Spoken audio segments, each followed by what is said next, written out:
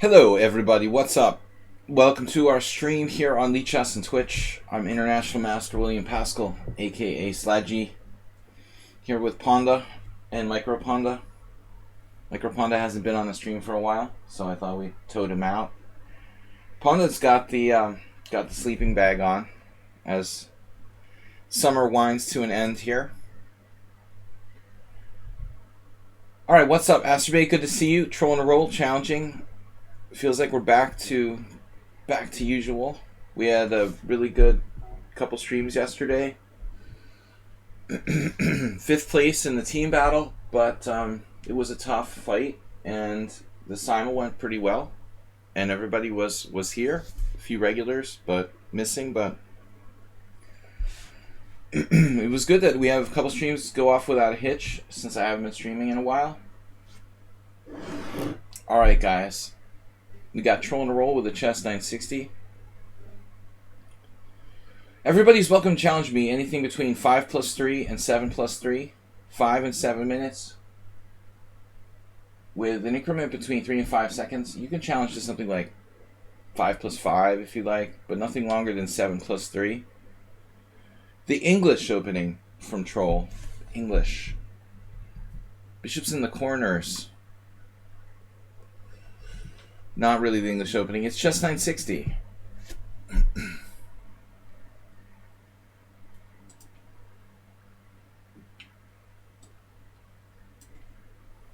He is trying to take... So we want to make our streams educational.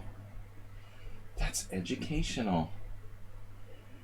He's attacking my h7 pawn. Damn you, troll. Pardon my French. Alright. We try to keep it family friendly here. I'm pretty good about the language. Once in a while. A minor infraction will slip out. For YouTube's sake, I try to keep it friendly. Okay, Knight F3, guys. Check out the YouTube channel, Video Chess Training on YouTube. Man, I've got some sort of allergy. But I can't think of what kind of allergies are prevalent this time of year. Knight F3. My eyes feel like they're swollen or something.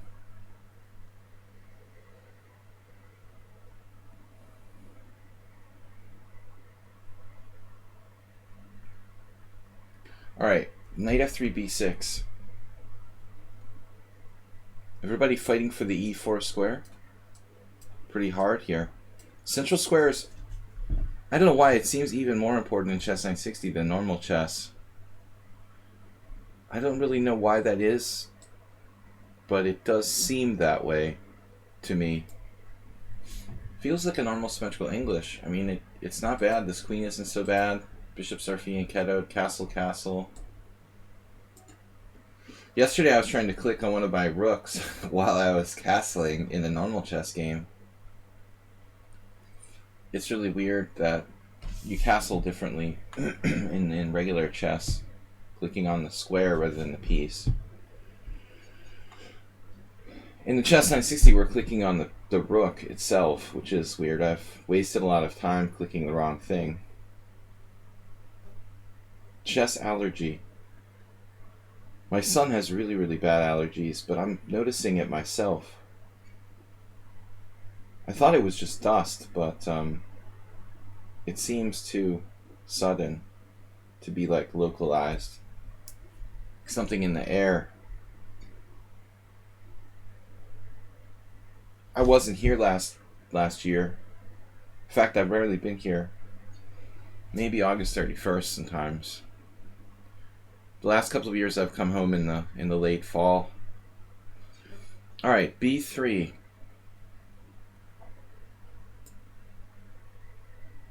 Been here all summer, and I don't really like Budapest summers. Wonder if he has knight d5 now. This interesting move. Knight d5.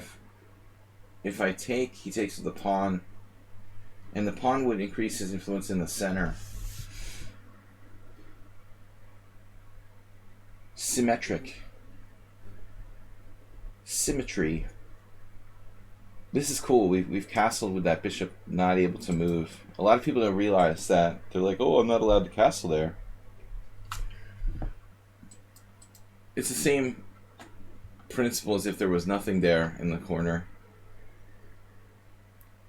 I mean, of course you would never be able to castle. That's the deceptive thing. You'd never be able to castle on the king side because it would be a rook on h8 and it would be part of the castling procedure. e3, solid move. Perfect play by Troll. He's an opening master, by the way. Can I play without weakening my pawn structure further?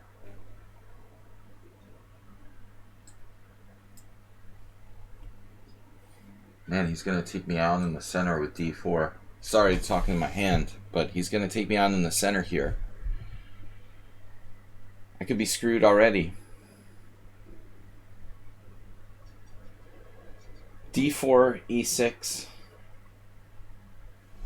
Is it too late? Is he rolling the center with d5? That's the perfect English opening plan by white. If my c6 knight gets driven back, I mean, it seems like I'm just worse. I don't think that white is like overextending himself here. He's gaining useful space. How about pawn takes pawn, d5? Now we're talking. Now we're talking. Counter-attacking.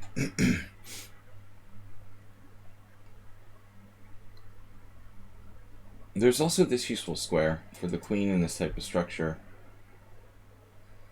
Maybe not that useful in this case, though. Like pawn takes pawn, queen f4, g3. His knight is protected by his bishop on h1. This is the key. I have to stop this advance, no matter what it takes. And when I play d5, in this case, as a temporary pawn sacrifice, I'm intending that before I'm going to bounce back and pick up this pawn, and I'm not going to get back my material. It's simply a temporary investment. Also could end up being very bad for white strategically if his bishop is buried behind his pawn on d4 in the long run. Merely a temporary pawn sacrifice. Simple move like a3, for example, if that's in, this obviously wouldn't work. Well, you happy. Well, you happy. Hey, it's Miro, and Blindfold Superman. Okay, guys, anything between 5+3 and 7+3 casual, that all qualifies. Ambulance in the way for my opponent, on the way for my opponent here. We end up with a better pawn structure. Even this potential target will be protected by knight takes d5. Now he's threatening this.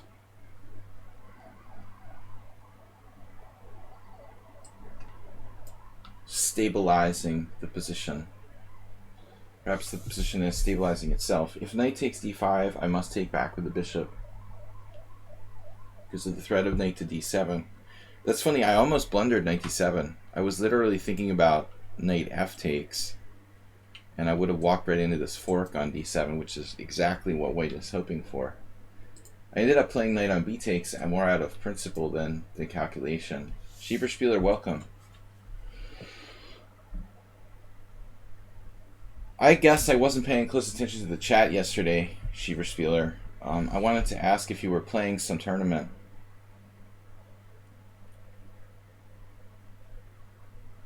Farago Ivan said he was playing something in Szeged,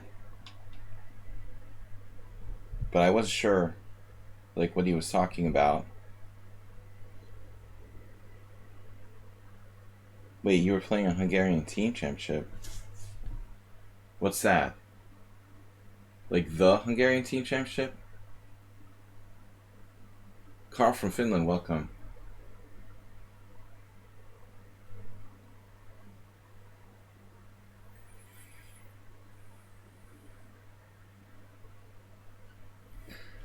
What are you talking about? What Hungarian team championship? I'm not in the loop.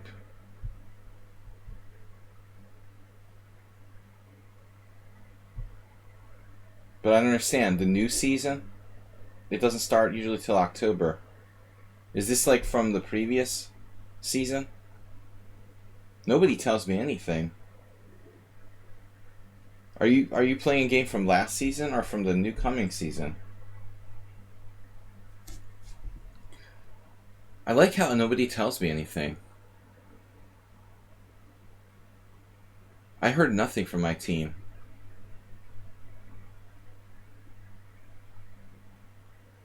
I mean, I guess our team doesn't matter because our team sucked anyway. But strange that nobody would contact me. Did all the teams play? Well, that's maybe why Farago Ivan said he was going to Szeged. He probably had the team match as well.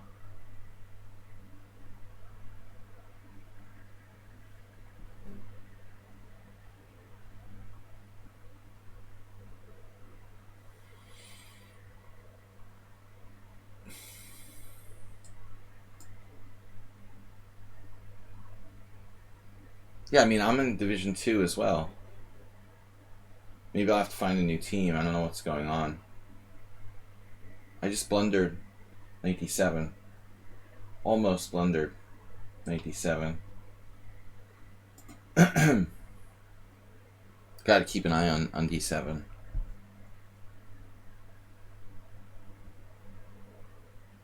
I don't know what the deal is. My team, there was no communication.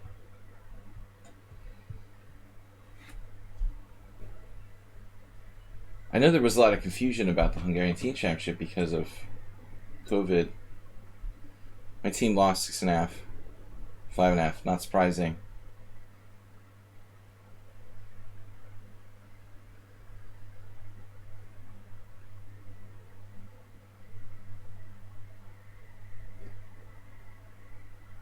But I wonder why nobody even called me. Nobody loves me. I'm glad I didn't have to play. I just got done playing for 10 days straight. Maybe they decided to give me a break. Still, it is kind of weird.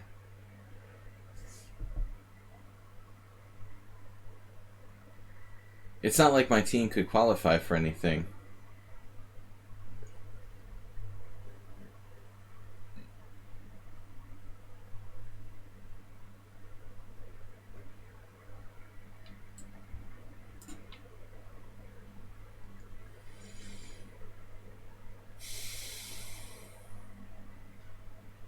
Basically, we're just avoiding relegation. I guess they just didn't want to have to pay me to play more games or whatever.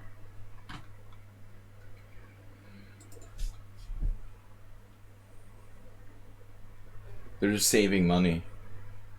It would be nice at least to call me regardless, to say, hey, we don't need you to play, by the way.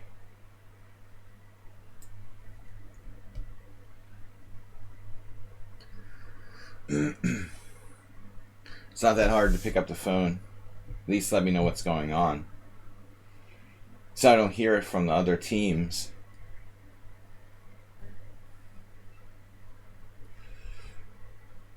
My team sucked anyway.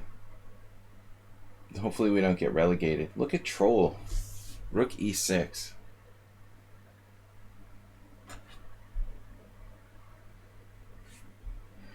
I'm getting a little tied down here.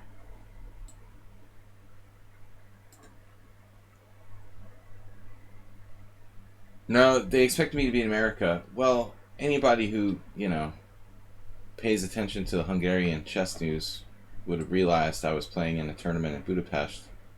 Normally that would be the case, that I would be in America. No relegation for any Division Team 2 after this season. I don't really understand how that would work.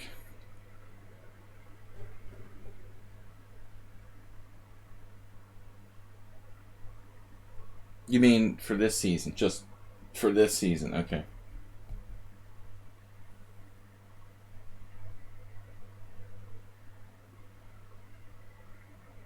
I understand now.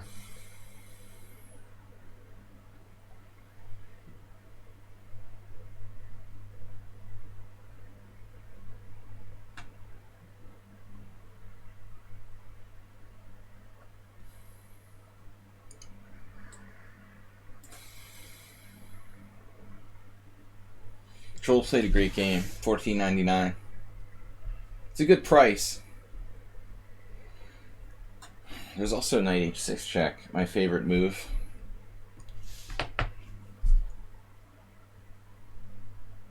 I guess knight h6 check, king f8 is alright. He chose the solid option.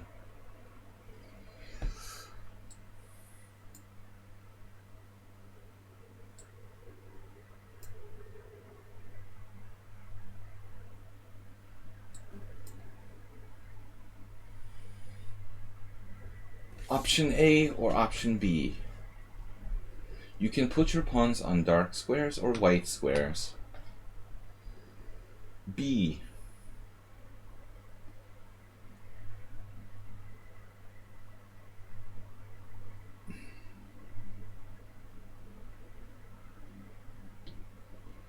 It's a good structure. E5, maybe I should just play E5. The downside of this is that it trades stuff. I have better structure. Better bishop. Now we have rook. Oof. Rook d8. Tactics puzzles. I'm hallucinating now. Rook d8, rook e2, unfortunately. I was hallucinating I could play bishop c3, but there's a pawn in the way. That's really sad.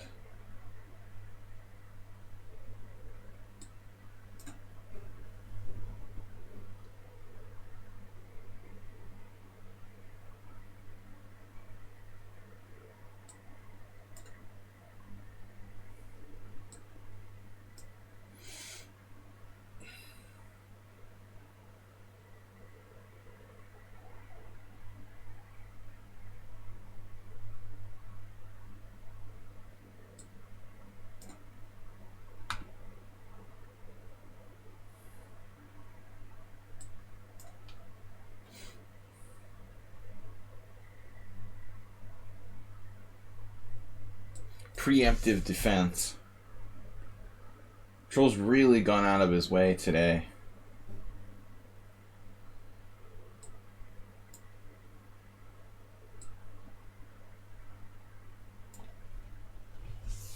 He's outdone himself.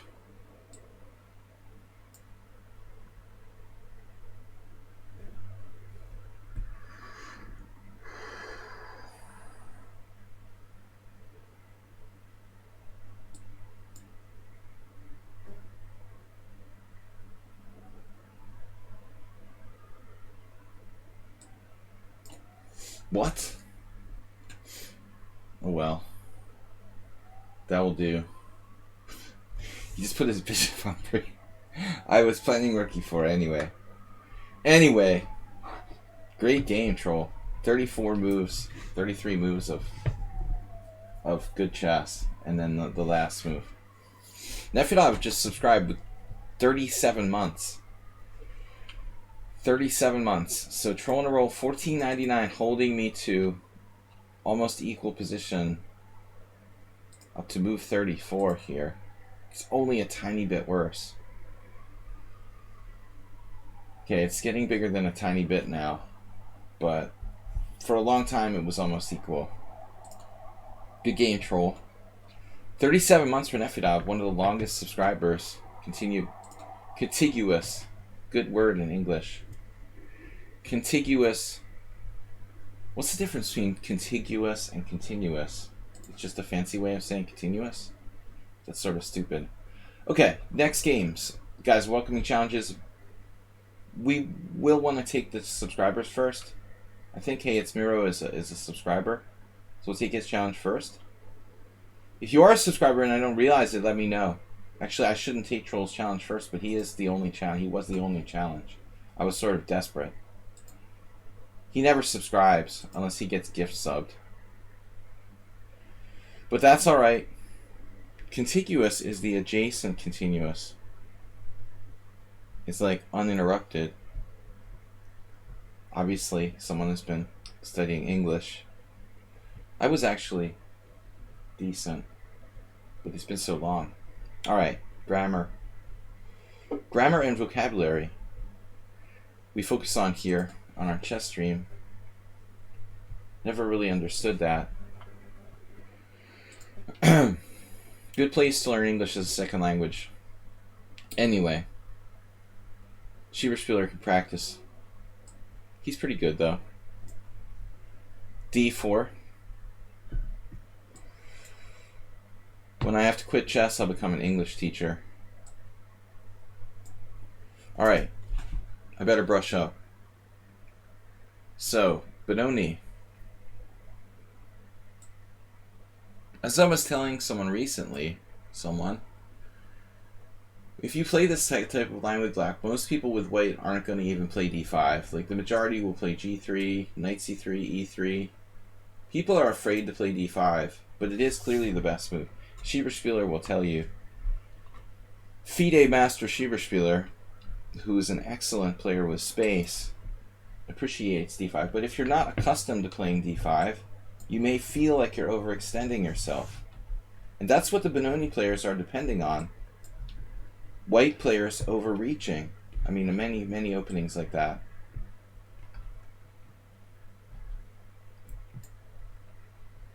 Overreaching. Let's try something different here. An early pin.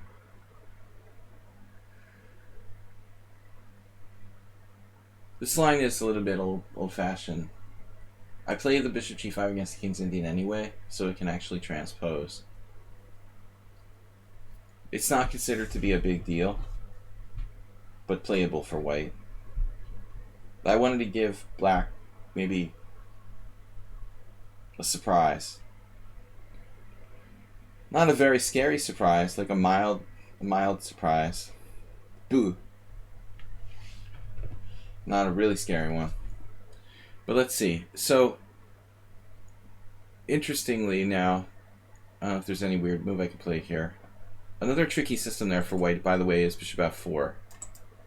That's considered, well, it used to be considered to be like dangerous because of some weird ideas of like queen a4 check. I guess it's all been worked out. Bishop g5 not as tricky. Anyways, overprotecting e4. I'm not sure if this is the best move for white. I used to have a book on the Benoni by Sakis, but it's like 25 years old. It was probably published in the late 90s. I actually studied that, thinking I might learn how to play the Benoni with black. I ended up like playing it like just one game, drawing with the 1900, and then like quitting the Benoni. I would say I was a senior master, FIDE master, whatever. And I played one game with Benoni, drew a player who was like 400 rating points lower than me, and then quit. That's the way to like really learn an opening. Play it one game, be unsuccessful, and quit. I was like, man, if I can't beat a 1900, I'm not going to play this. That was embarrassing. Fail. Epic Benoni fail. I mean, the funny part is that I played the King's Indian for all my career, and it's like a lot of variations of the King's Indian, you actually have to play a version of the Benoni, so really I played games in the Benoni. Technically. Can you guys see that when I do the touchscreen?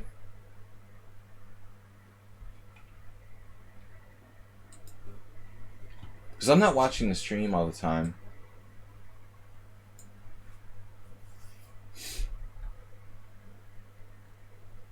Why are my eyes so itchy? I looked at the weather report with the allergens in Hungary, and it was like nothing.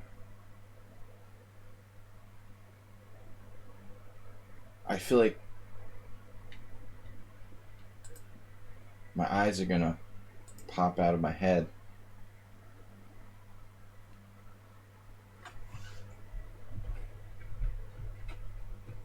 Yeah, Astrobate sacrificed his bishop for nothing yesterday. So this is going to transpose to a line that I played against the King's Indian a lot.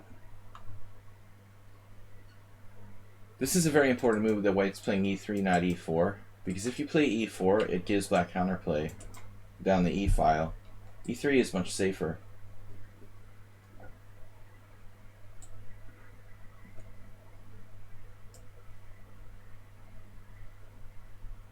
I don't know what happens there if I play knight c4, black plays knight e5. I don't really want to trade pieces. That's a very important concept when you have space advantage. If you have a space advantage, you want your opponent to be cramped within limited space. So necessarily you do not want to trade pieces when you have the space advantage. Thus, knight c4, knight e5 is bad for me. Simply trading pieces doesn't benefit white in this position. I want black to remain cramped. Benoni is like one of the best examples of an opening where black needs to trade a set of pieces to free his position.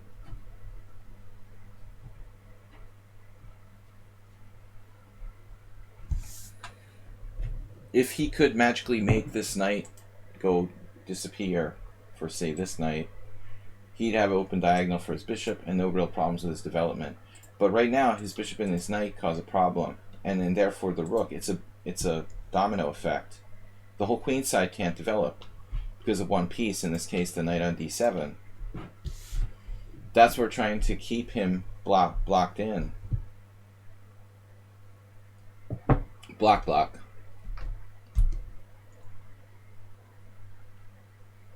Alright, rook e8, good move. Again, knight c4, knight e5 appears to be okay for black. So this is pretty standard. If he plays knight b6, his knight stands on a bad square. If he plays knight f8, also, I've seen a lot of Benonis where people try to do that, but it's generally not a great square for the knight. More of a King's Indian. I guess they can try something like g5, bishop g3, knight f8, and knight g6. The classic g5. I cringe when my Benoni playing teammates play the move g5. It can be very fatally weakening of this f5 square. Maybe not so much in this position. For example, g5, bishop g3, knight f8, knight c4. Oof, that's going to be an issue. Yeah, he's going to have problems with the d6 pawn. See?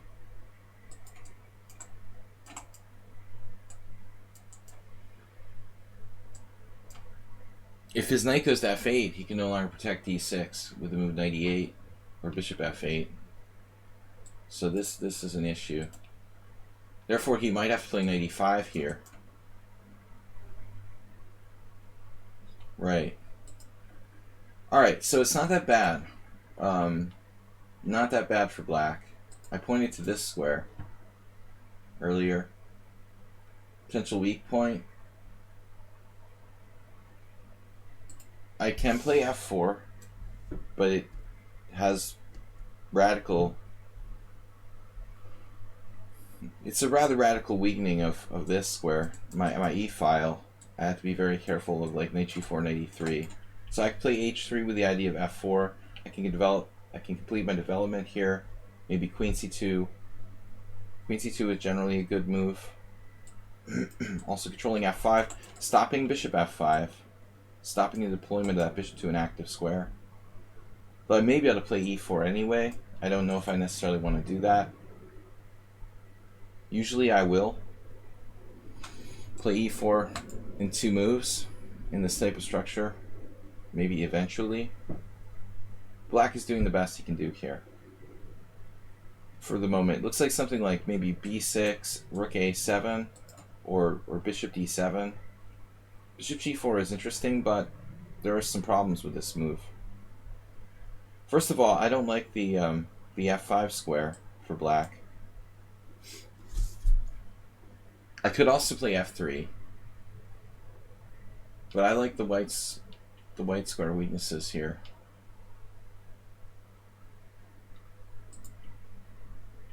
This square.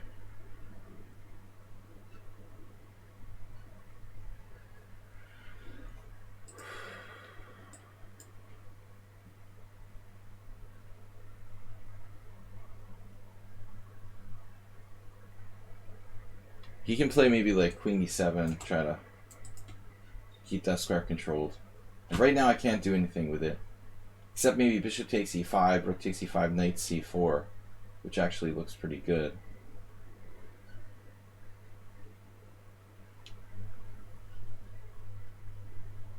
He does have a very strong dark square bishop. Potentially. Here also he has to consider the possibility of sacrificing in exchange with rook takes d5 or knight takes d5. But it looks rather over the top to me. I'm not sure if this was a good decision to trade my bishop for the knight on e5. It's not bad, probably. John Nunn. I actually had some Blitz games with John Nunn in this opening years ago.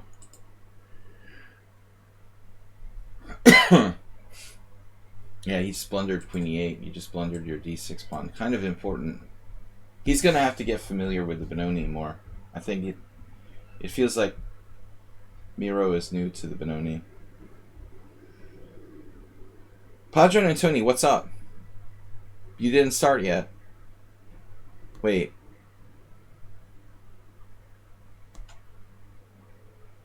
Padron and Tony is playing in a real tournament.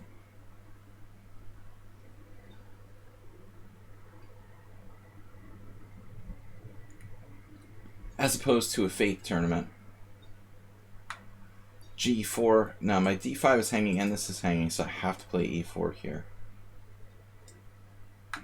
Guess you could theoretically play knight hg7, but this knight is just too strong. I don't want to trade it off. And Tony.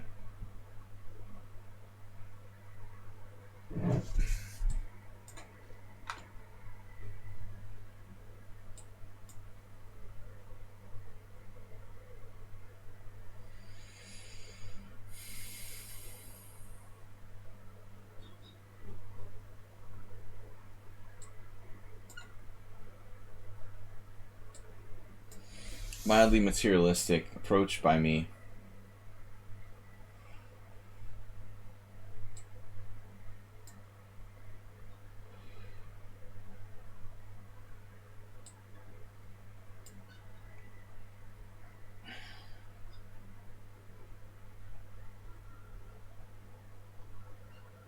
They're changing the conditions of your tournament because of coronavirus? They had to rearrange some games so some players withdrawn from the main tournament. Brazilian players were not allowed to travel to Italy. There's a surprise. Imagine that. One would assume like Indian players are not going to be allowed to play anywhere. I guess.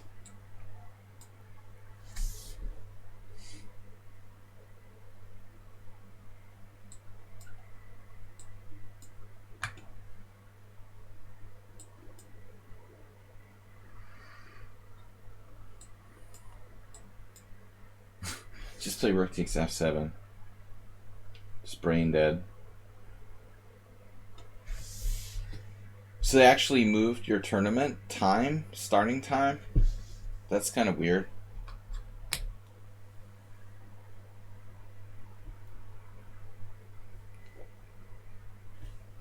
But I mean, how many Brazilian players could there be in a tournament in Italy?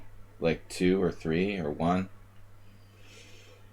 There was like a big group or something? Alright. Subscribers to the stream include Schieberspieler. This rated challenge has to go. I don't accept rated challenges or anything faster than 5+3. So, Asef, if you hear me and you still want to play, please re-challenge me to 5+3 casual. Alright. The others look acceptable.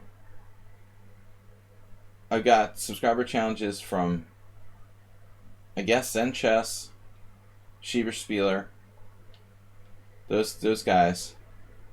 Who else is a subscriber? Anybody else? Huel or... I know we've had a lot of gift subs lately. Like yesterday, for example, 10. Schieberspieler got gifted a sub. I should have taken Zen Chess. We'll take Zen Chess. Actually, That's weird because Schieberspieler was here before Zen chess. How come Zen's challenge went up in front of Schieberspieler?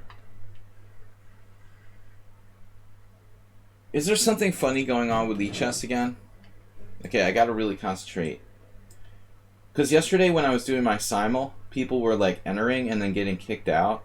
You didn't challenge you at the start. You didn't challenge me, but alright. I just want to make sure like challenges aren't disappearing. Because yesterday, people that were entering my simul were like getting kicked out immediately from the simul, like right as they were trying to challenge.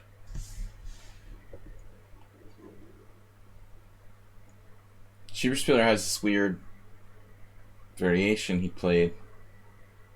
Actually, I don't remember what he was playing in normal Catalan. Are you taking on c4? Okay. You're playing some crazy b5?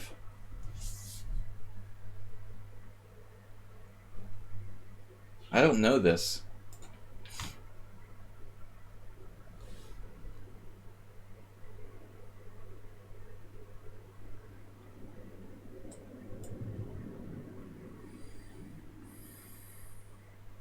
Now this I've seen before. This is like... First time I saw this, I guess like Belyavsky used to play this. He was one of the originators. The grab the pawn and try to keep it variation. Something like... But I don't really know the theory in the Catalan, unfortunately.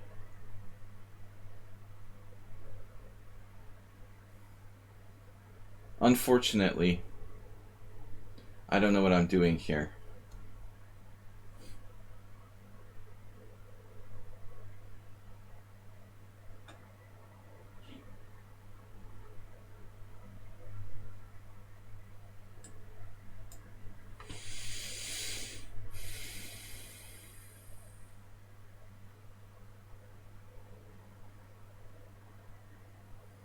I mean, I would assume that a4 could be problematic because of knight a5 or something like that. How bad can it be?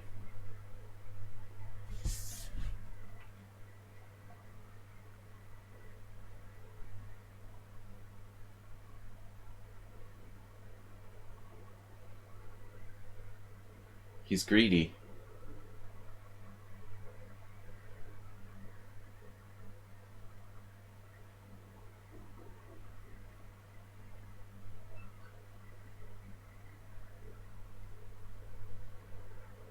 We'll have to look into this variation.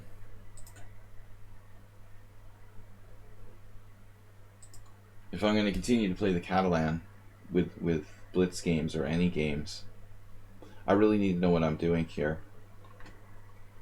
Right now I'm just making it up. I don't want to just be down a pawn for nothing, obviously.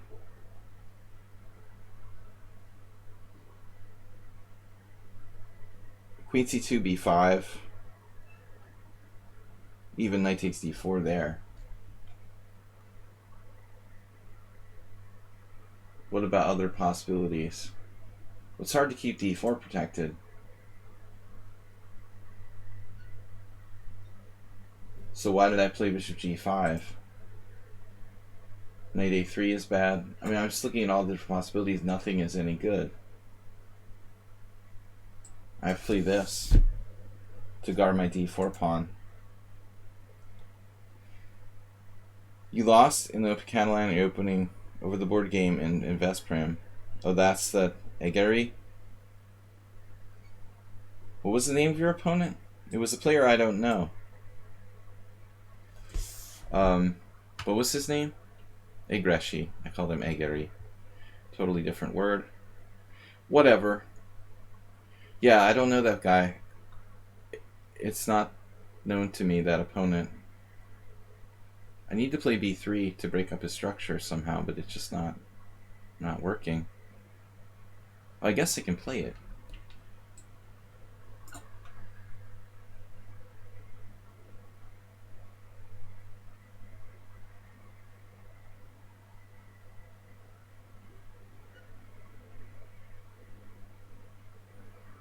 Killer of pawn structures and other cool stuff.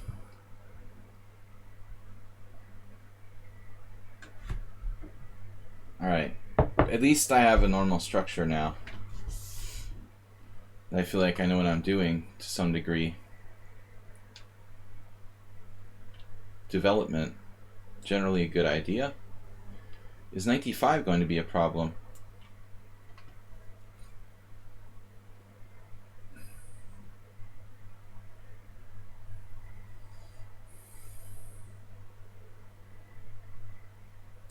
Black is up a pawn, but he has this bad bishop on c8.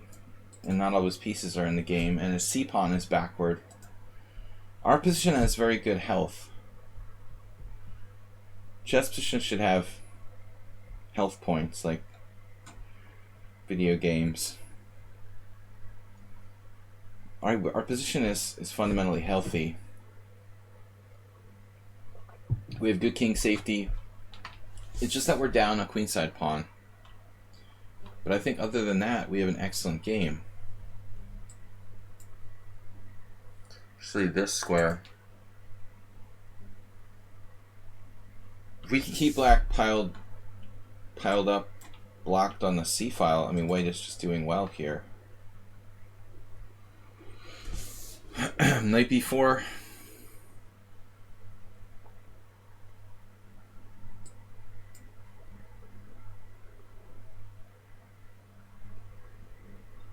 Keep him busy.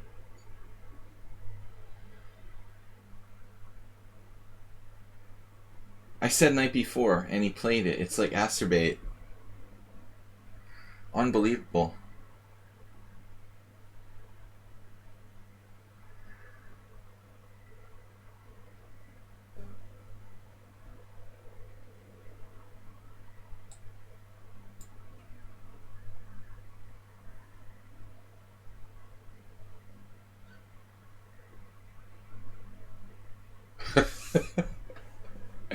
I like calling out the moves. Knight b4, played. Now knight d5. Wait a minute.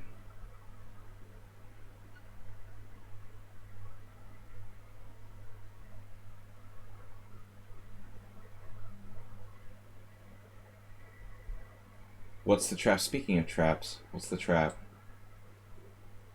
My rook gets trapped? I can't afford to give up any more material here. I've had enough of this.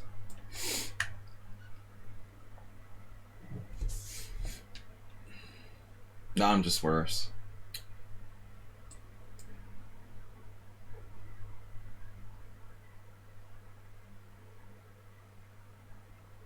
I'm just slightly worse.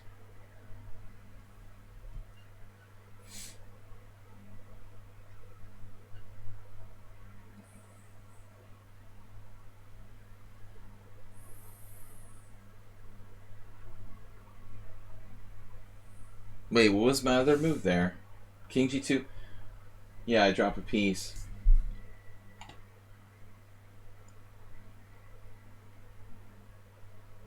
Now he's considering his options.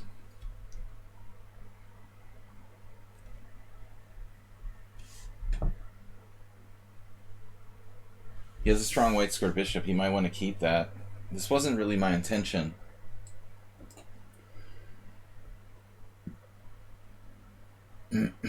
Wow, same trap, different day.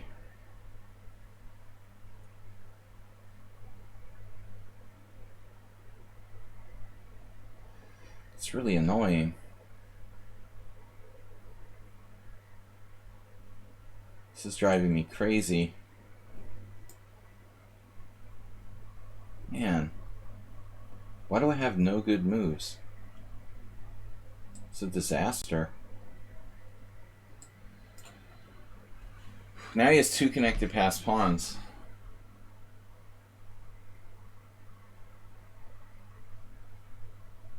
This is lost.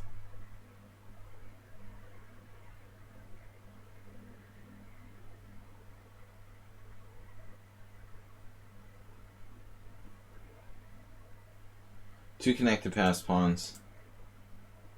He's only up one pawn, but it's a bad one.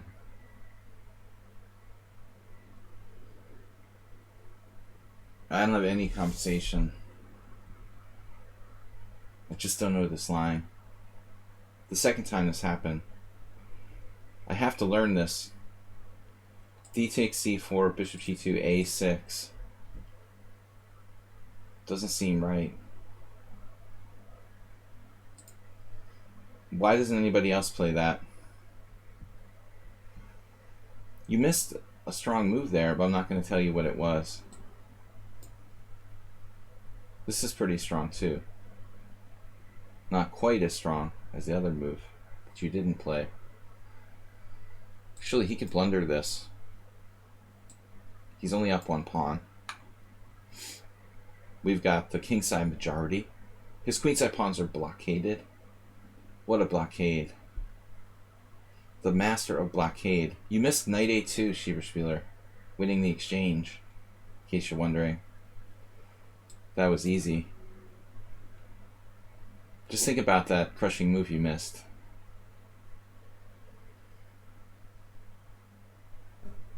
Now his whole position is falling apart.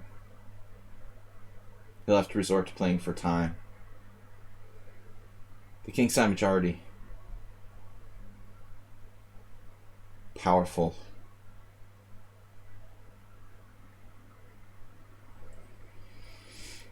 I'm sort of exaggerating for fun, but no, I mean, he had me with knight a2 completely.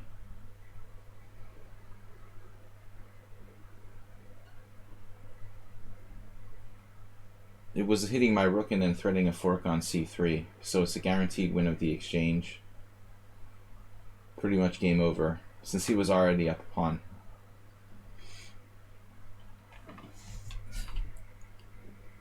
But it's not a move you're like looking for, you know, knight a2. It's not very centralizing. Okay, so I looked at, speaking of knight a2, why do I have to tell him about knight a2? Now he has it again? Not now. What? Now it's not knight a2. I didn't mean now. The two knights variation.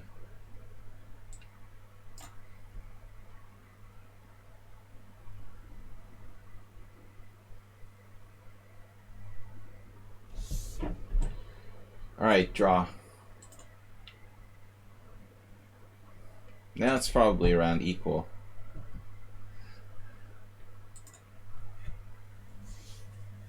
Yeah, it is. Exactly equal according to the computer. Yeah, but he had that easy winning move. God, I played so bad. Knight a2 is +3.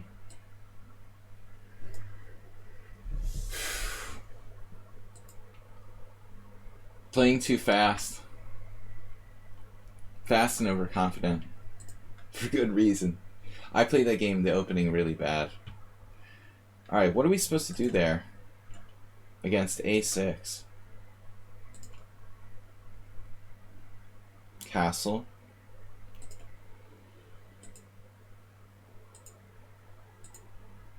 Yeah, I mean, I remember this move, but I didn't understand how it works. I guess that's my problem. I mean, I'm looking at this like, I know that I recognize the move a5, like I've seen this played before, but over the board, I guess I just didn't understand how this works, having never really studied this. There's some sort of problems for black if you try to do b5. Okay, we'll have to look at this more later. I recognized a5, but I just didn't understand how it works.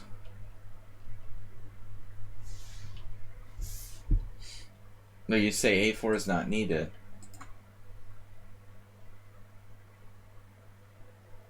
Well, okay, castles, knight c6. Oh, just e3. I see.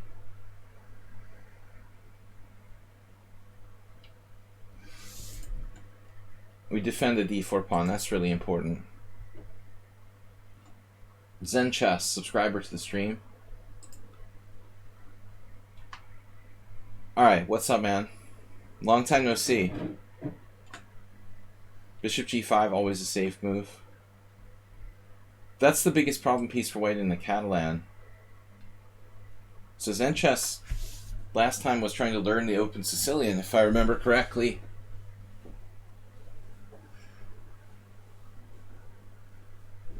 He's always playing the Grand Prix attack. Now he's back. He's back to his old ways. Back to our old ways. I'm not going to play G6. I think he played H4 against me. To your old ways. Thanks, Spieler, for playing. I gotta study that if I'm gonna play the Catalan ever, for real. I mean, that variation has been in existence for like 20 years. I should know what I'm doing, but I don't really play the Catalan. I just kind of once in a while.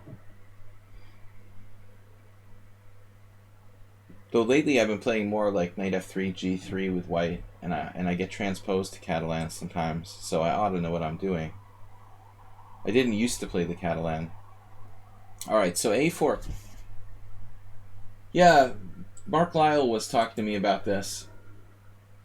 I played against the Grand Prix attack in the game this past week, and it didn't go this line, but he said he would have played, or he's played a4 in the past. That's like the most infrequent move I see here, but it seems reasonable.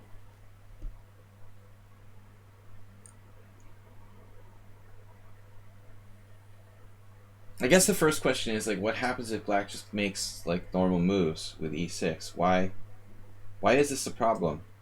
Because you don't have any knight b5 or whatever, you know, coming into that hole. I guess you could try to get knight e4.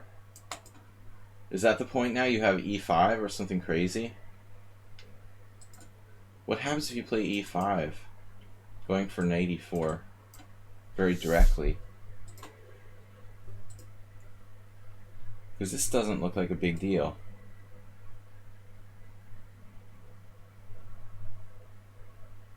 Yeah, I don't think this is a big deal. But the bishop on b5 would pin my d pawn. I can't break with e6 if you play e5. I've got to do something crazy like f6 or f5. Or just let you play knight e4, knight f6. This looks pretty okay for black, actually. Very okay.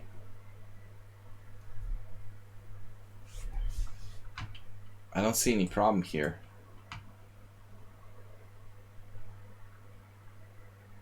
What's the Astrobate nemesis? The Catalan? 1g3. Okay, this changes everything. I wasn't really looking for c3. So a6, bishop c4, d5.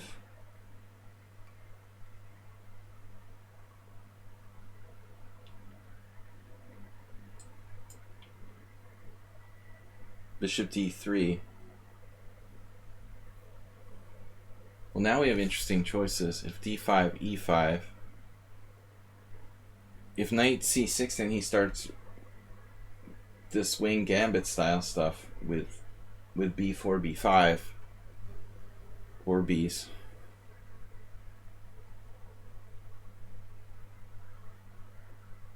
I guess I have to take, but that doesn't seem right either. So I really don't know what we're supposed to do here.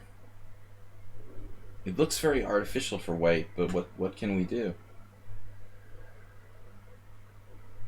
He's starting, I guess, knight takes d4. I really need my dark square bishop.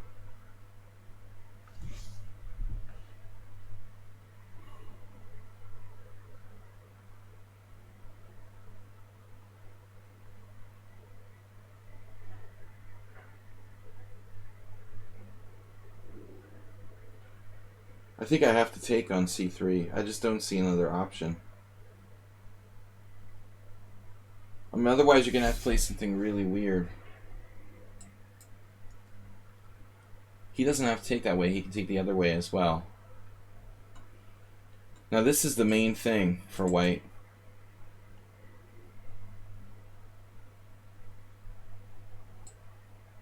White seems better here.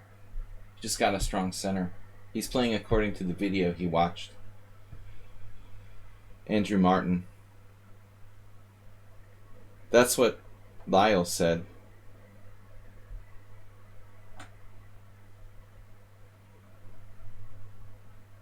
We're still recommending the Grand Prix attack after like 30 years.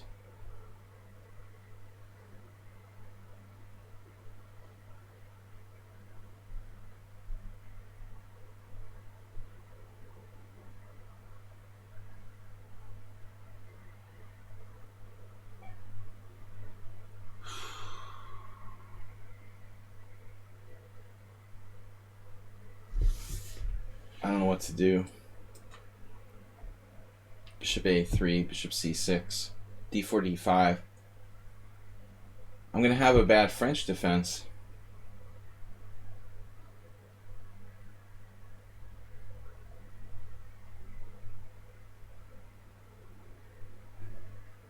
Yeah, those English players are really obsessed with the Grand Prix attack. It's like genetic or something. Simon Williams, Lawrence Trent, Andrew Martin, Julian Hodgson. It's like, what is it? Genetic? Like you have to play the Grand Prix attack? Bishop c6.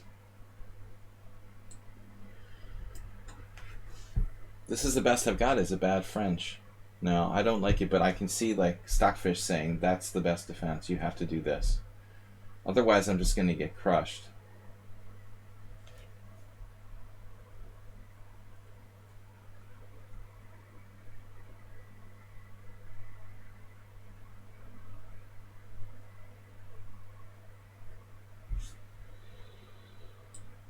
What about Futurama?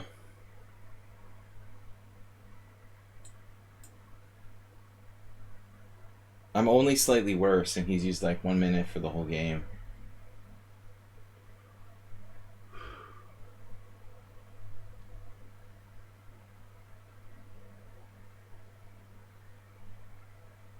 I never watched Futurama. It was a favorite TV show of this guy who hates me, one of my former students.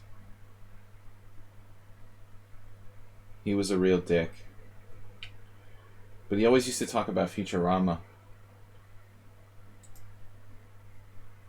Not a lot of my former students hate me, but we don't get along. But I just remember that was his favorite TV show. What am I going to do about this bishop a3?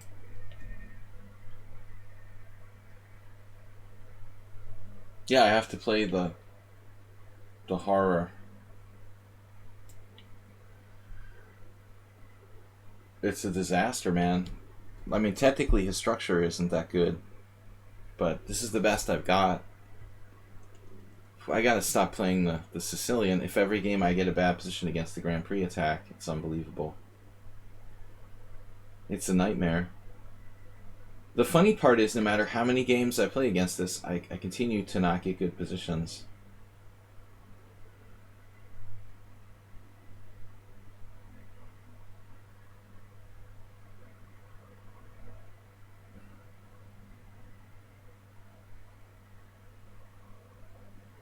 It's good to be confident in your systems, Zen Chess. Zen Chess said he was starting to learn the open Sicilian. But I mean, I played against the Grand Prix attack constantly, and then I face it in my first over the board game and get like a lost position after 15 moves.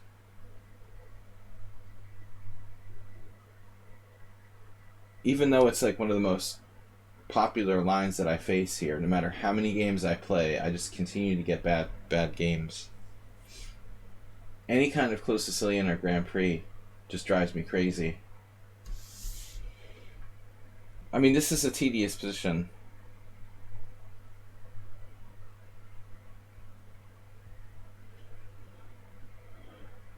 I don't know why I feel like black is still worse. You've got a lot of space with that central pawn on d4.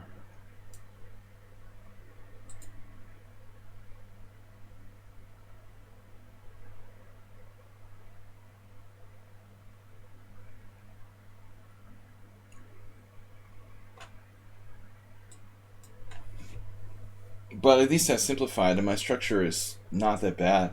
My king is not that bad. Earlier today I was saying that's, I believe, the most important feature in chess is the most important principle is the safety of the king.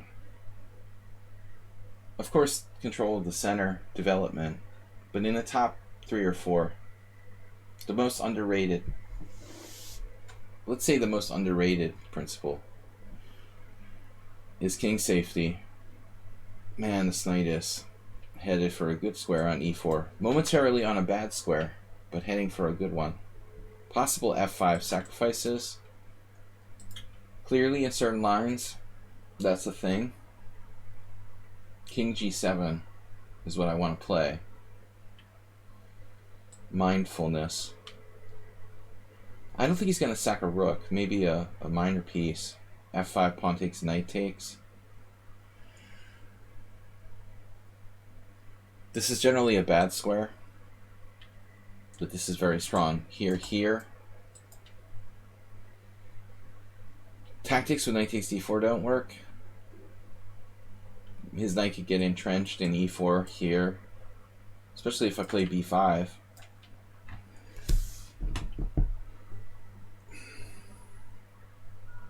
Now we're looking at like a straight up minority attack.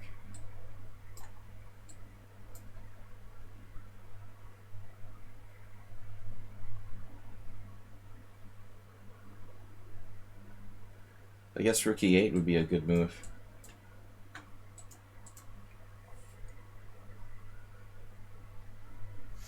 Either he has something or he don't.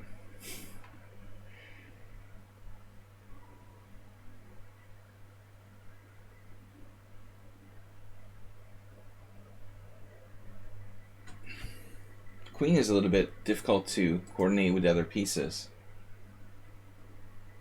right now. I'm threatening b4. Pretty serious. Breaking up his pawn structure. That's the issue. So a defensive move, rook d1, reinforcing his d4 pawn. Very logical.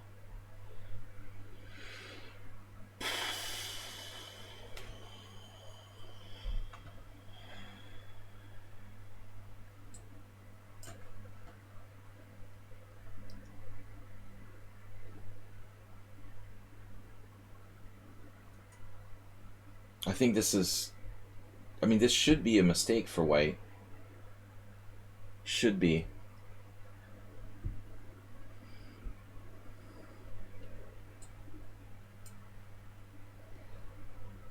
But maybe it's just equal.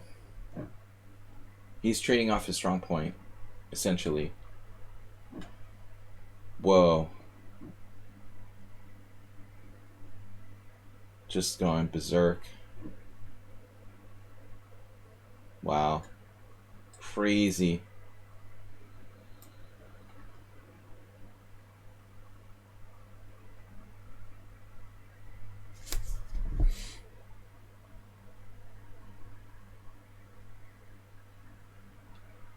Oh my God.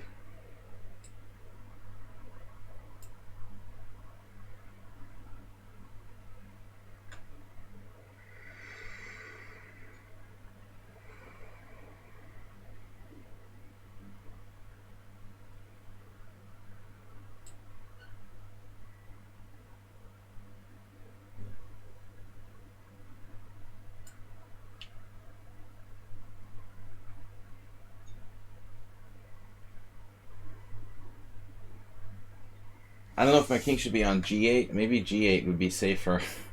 Protecting the f7 pawn. Now my f7 pawn is less protected.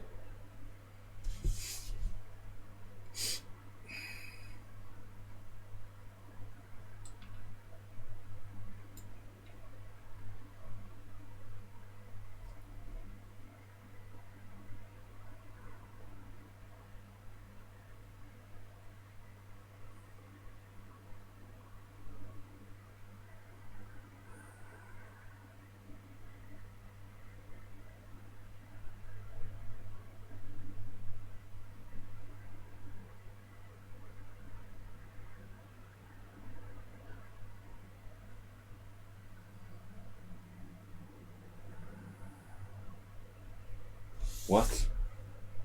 Queen b2.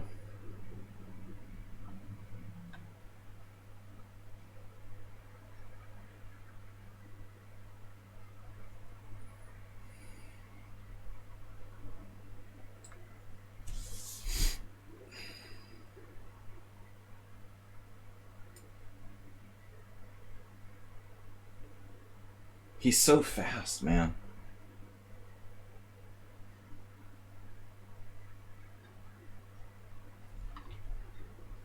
Contiguous fastness.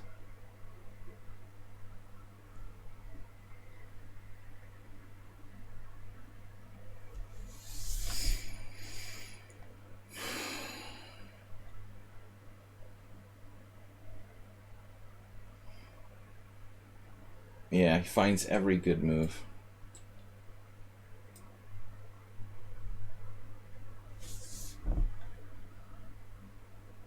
Tactical. Survival skills. I knew I should have played king g8 though. That was the dumb move.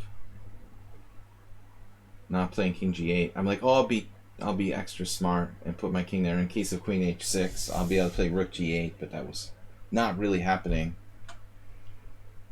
King h8 was ridiculous.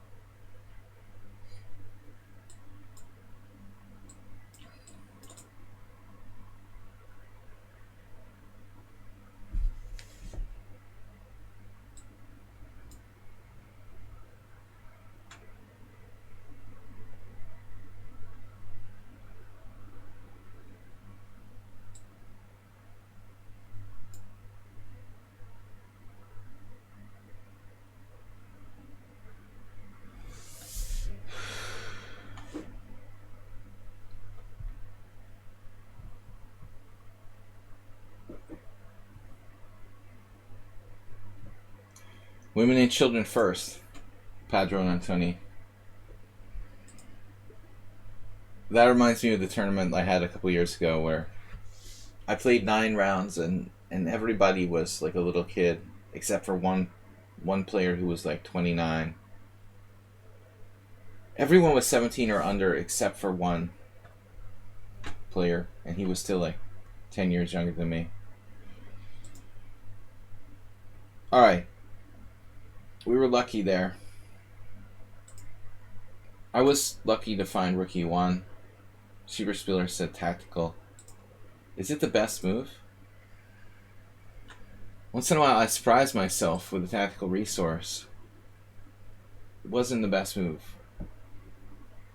Simple fork. So that's what you get for being fancy. It's like, no, I'm not going to fork his rooks. I'm going to play the cool rook e1 instead.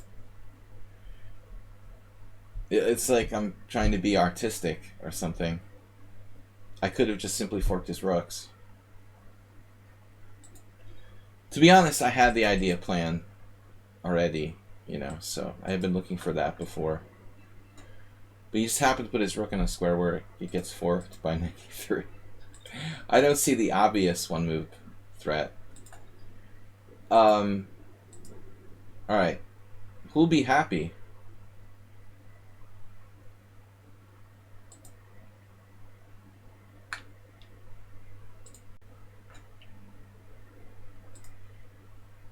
No, he played really tough against me the first time we played. It was a very tough game. It was also, I was black. Thanks, Chess, for the game. Thanks for being part of our stream. Thanks for coming back. I like the Trumpowski.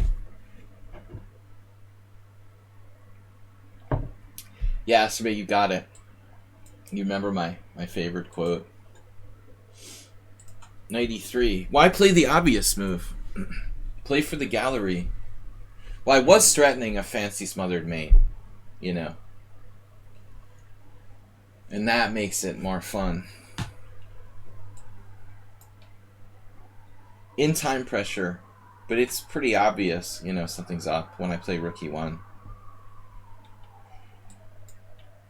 He's not going to miss the fancy smothered mate. Like a total beginner would miss it.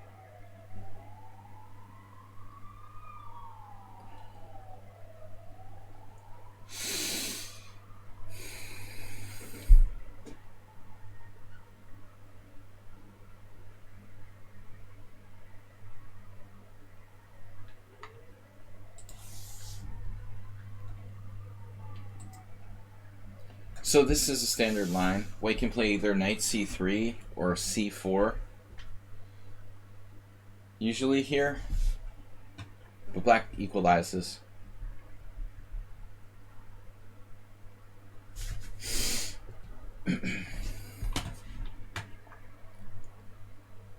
Knight c3 transposes to the Dunst opening. Or what's it called? Not necessarily Dunst, but the Verisov. Knight f3 is not really very common. I guess it's okay. You can play it. If c4 I take, you trade queens, and it's an equal endgame. This is the one piece I've struggled with a little bit in these lines.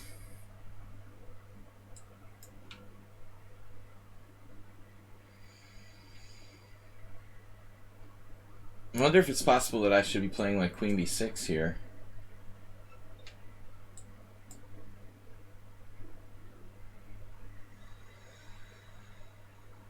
It's a little risky going to grab pawns.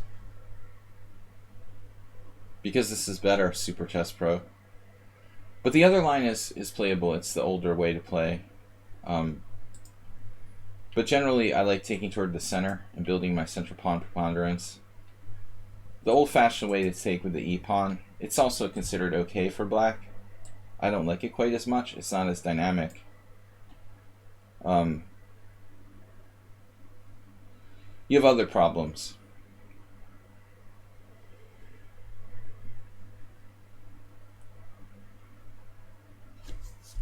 The score here is better for black for a reason. But to each his own.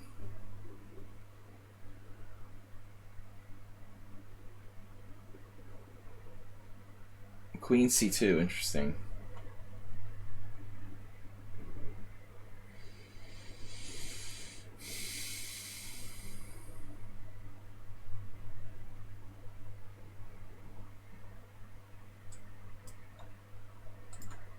Yeah, so I guess b6 makes sense. b6 and bishop e7. Defending my bishop. And getting the bishop out. This is like a really deep way of playing with white. Avoiding the exchange of queens. I don't know who this player is. I mean, he's new to our stream. But he played extremely well against me in the first game. Barely losing. This is, I would say, a really subtle plan by white.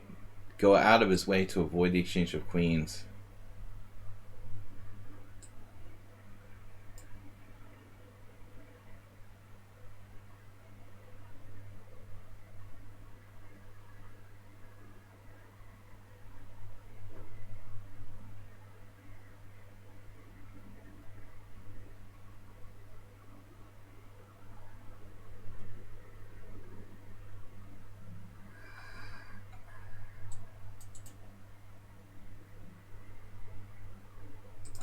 Questions start to arise.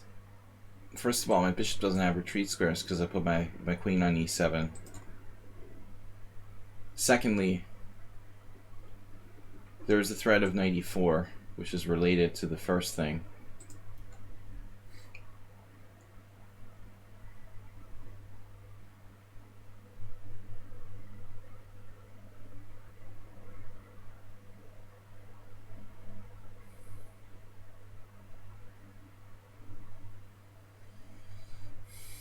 If knight e4, I have knight a5, but my knight would be in a bad position.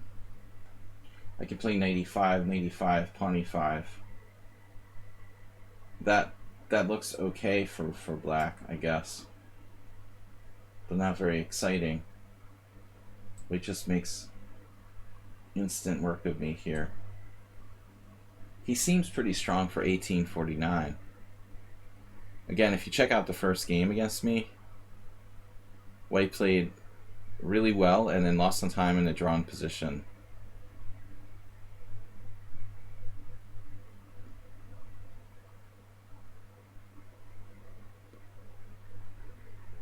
That was weird too. So White is still slightly better here, I guess. Maybe not, but I have to be careful about my king position.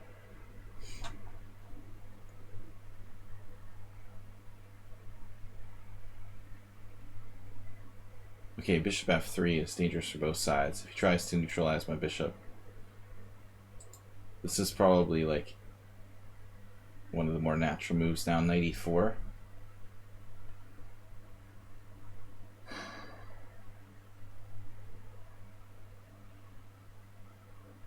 I have bishop d5.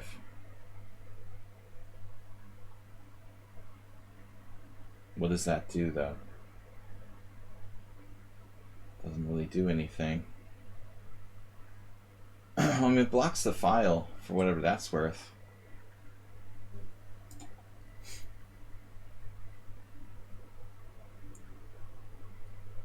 I guess there's no real downsides of this move.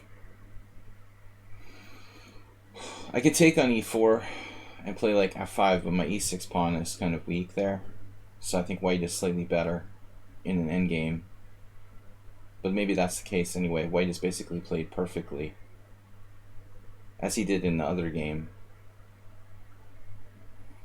Maybe the same thing, he'll like lose on time in a drawn position, if I'm lucky.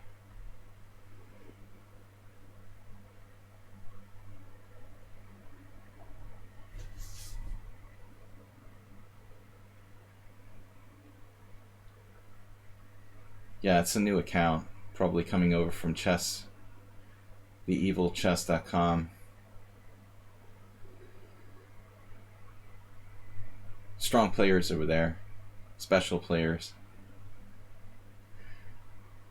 Alright, wow. He sacrificed in exchange. I looked at this, but I didn't think it was a big deal. This is a fancy move syndrome.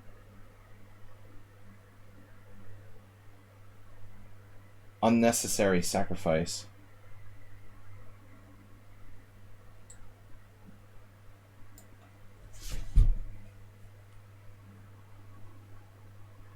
To make life interesting. So instead of being slightly worse, White wants to speculatively try to sacrifice an exchange here to make the game interesting. He has some compensation, but objectively that's incorrect. But I don't know, maybe he just wants to have fun. I think he probably realizes this is not the best move, judging by his play. We've got unfortunate issue with the webcam. I can't really block that light very easily. Try to bear with us. Alright. I have f5. Unnecessary roughness.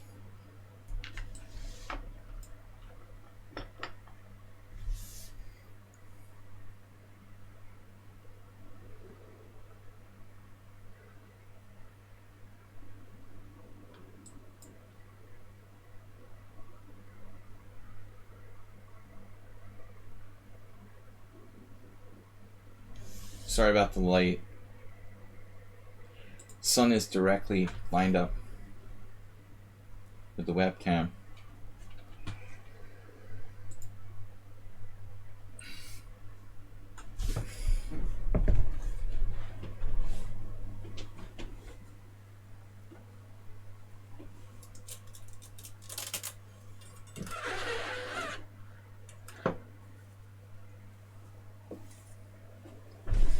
I don't know if that helps.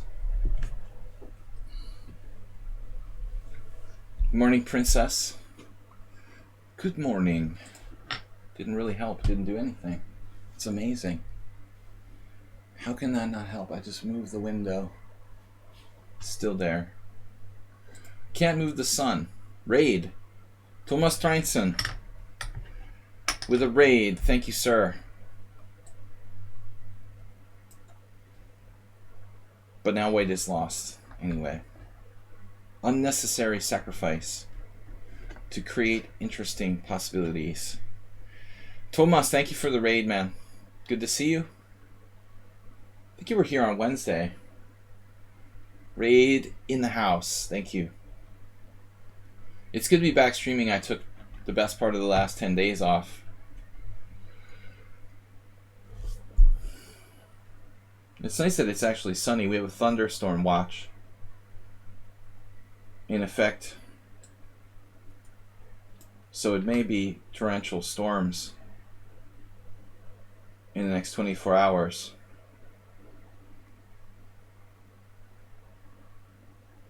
Off to see the family. Say hi for me. Seriously, thank you for the raid.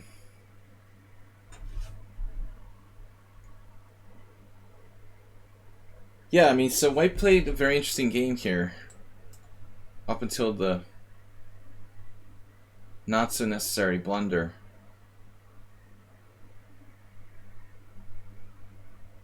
Do not play King G7.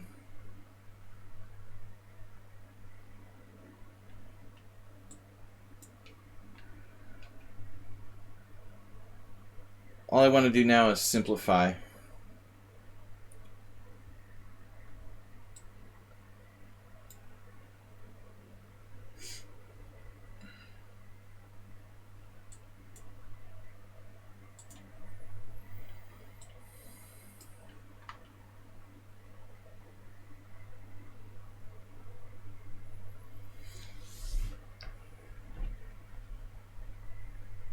Between the two games that I played with this player, I feel like he shouldn't have lost either.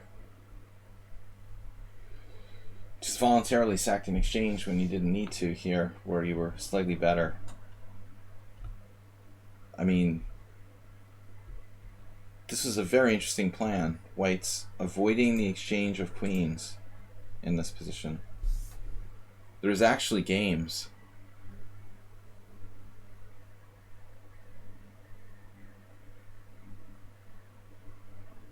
Vitugov 2019. So white has no wins here. So queen c2 is following a Vitugov game. I knew this was kind of a deep idea. It's outside the box to think to the level of I'm going to avoid trading queens because there might be a small chance of long-term attack. He wasn't able to beat a 2300, but I still think that white might have like a microscopic edge here. Yeah, the computer is like plus 0.2. Now it's going up. This is an extremely deep idea.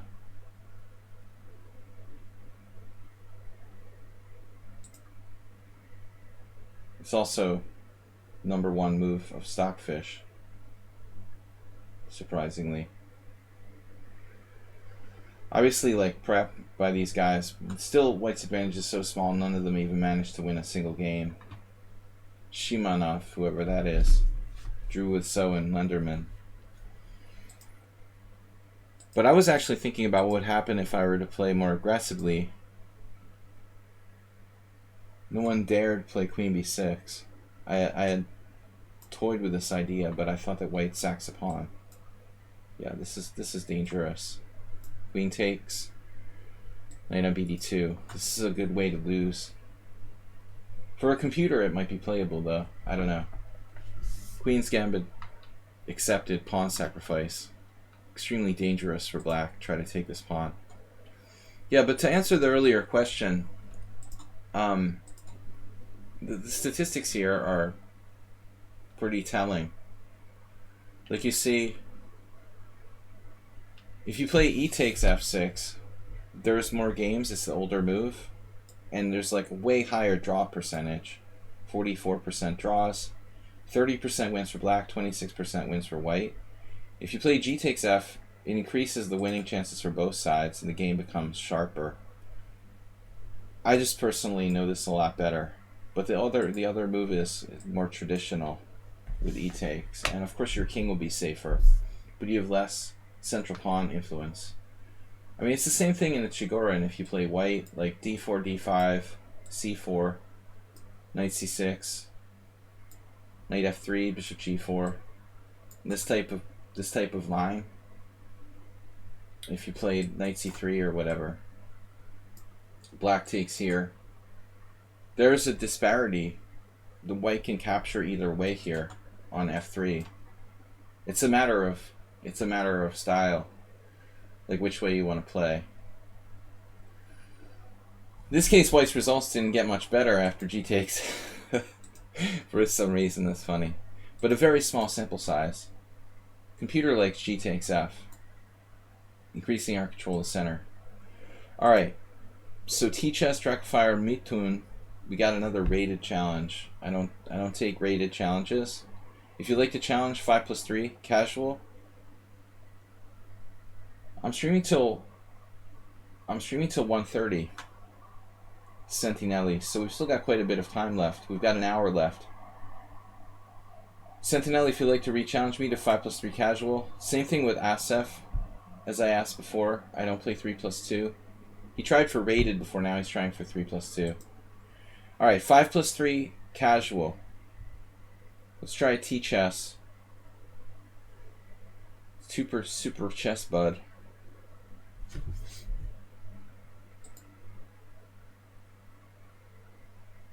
If you guys want to challenge me off stream to 5+0, man, I gotta do something about the window. It's just crazy.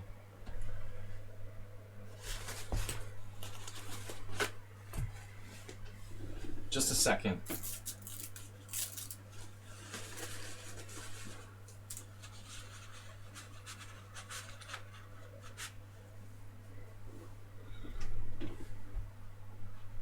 It's unbelievable.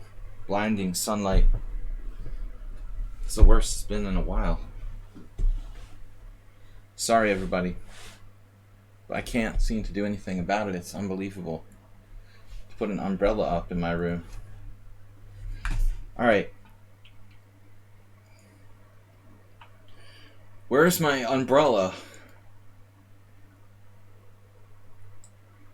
See if I can order an indoor umbrella. It's bad luck to open umbrellas inside the house.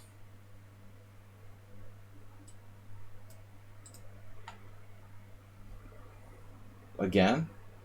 Are you serious? My head is burning. Searing laser. You can actually get sunburn in my office. It's like when you're driving with your hand out the window.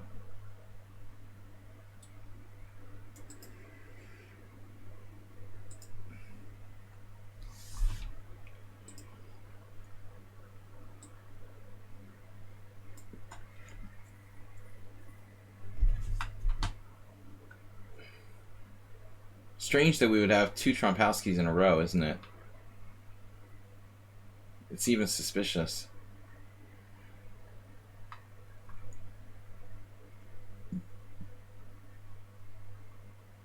This move has to be a mistake.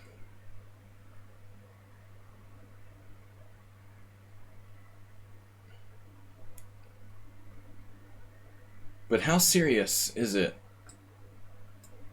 You know what? I want to go back a move here. I'm supposed to play... Man, this is the second time I've done this. I did this in a rapid tournament in Budapest in February against a very strong player. I'm supposed to play knight e4 now. You know what? That was a different position. He played knight f3, I guess. But it is probably good here as well.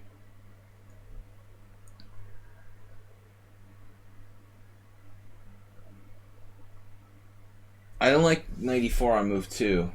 I used to play that, and I came to the conclusion that it's not great for black. Playable, but not the best option against the Trompowsky. Sort of justifies the Trompowsky. But against slower moves like knight f3 and e3, you're practically begging me to play knight e4. Objectively, I should probably play it directly.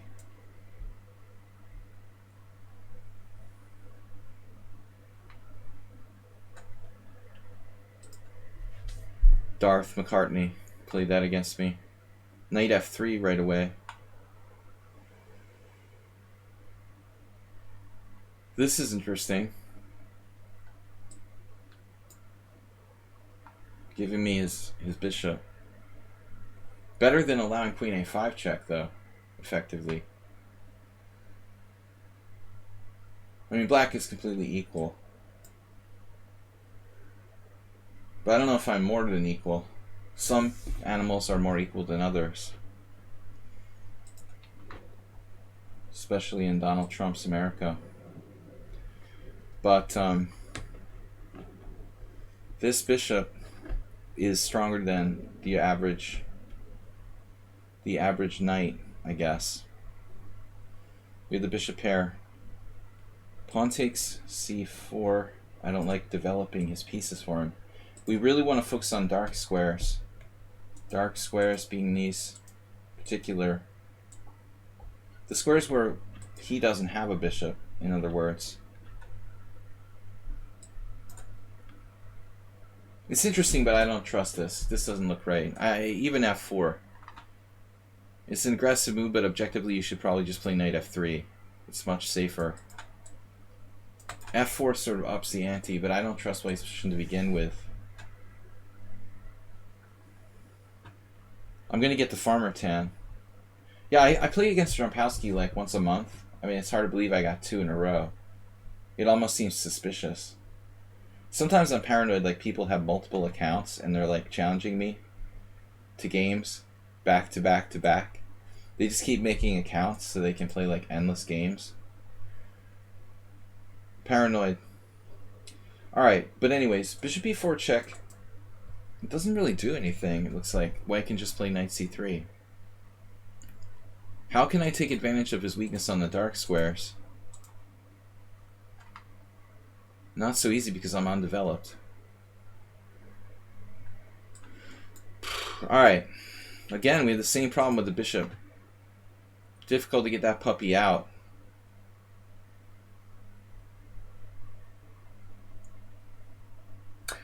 You know, I mean, it seems kind of weird, but maybe I should play queen f6. Just go for it. Next move if I can. Say knight c3, queen f6. Knight c3, queen f6, pawn takes d5. Yeah, that's actually okay for him. Because I was thinking knight c3, queen f6, knight b5, queen f4 is devastating. But he has knight c3, queen f6, cd5, and then ed5, knight d5, and I have a problem. This is obviously dangerous for white. He can't defend his central pawn other than bringing his knight back.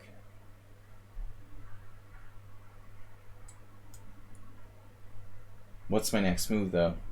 Do I play b5? It looks premature.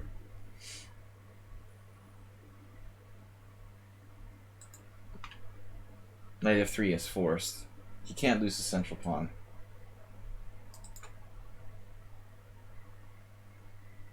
The question is,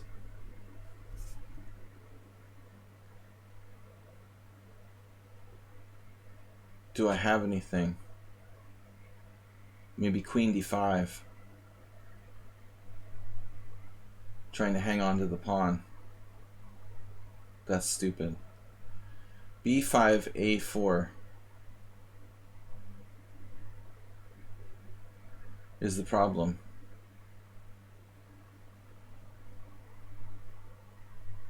I do have something there.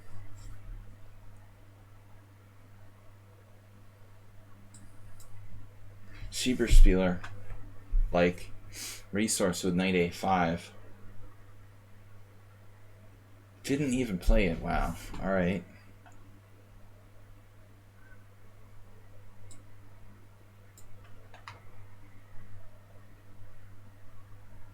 But I guess still a5. I mean a4.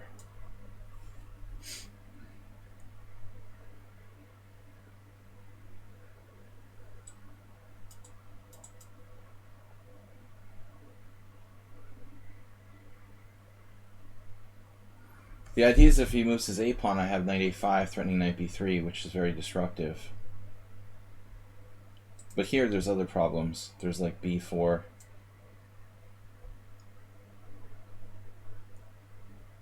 I like d5, ed5, knight d5, bishop b4, knight b4, queen d2 check, and then knight takes b4, simplifying to a pawn up endgame. White has misplayed this opening. And Schieberspieler, if he was still here, would be proud.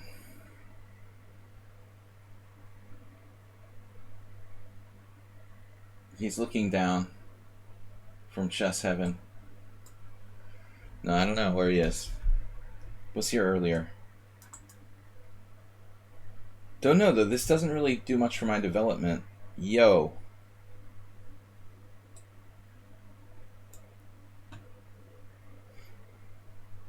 He just missed it. Yo.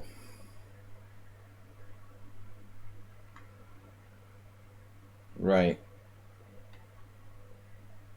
Well, I'm up a piece. I'm willing to give back to my community.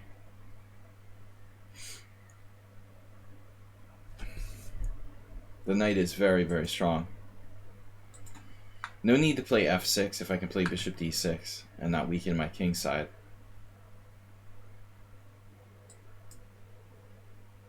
And there's no need to be greedy,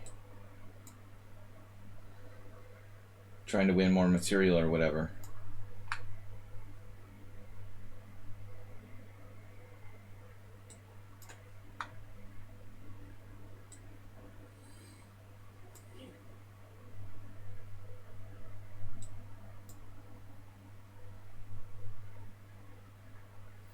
I mean, I'll take it.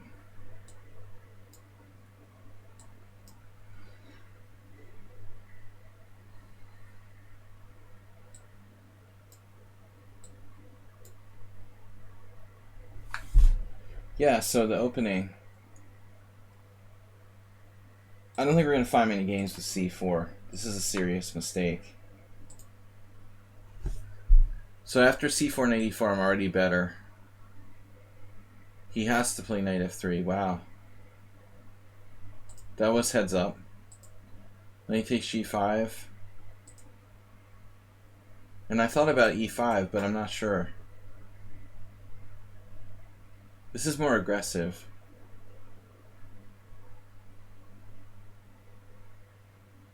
I could play e5 and attack his knight with a more aggressive move. I'm not really sure what the best is. Alright, Draco Fire. We'll try to play as many of these games as I can before the time is up. Thanks everybody for watching. Please subscribe and donate to support the stream if you can. This is one of the ways that I support myself, through donations and subscriptions here on lichess.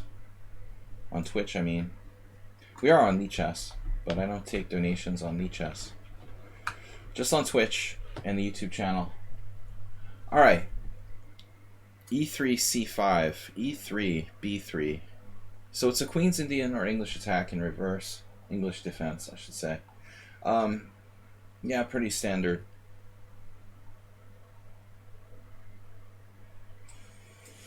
I play a lot of knight f6, g6, b6, double fianchetto. We had that last time. We're just going to play this like I was white. Anybody who's not a sub here?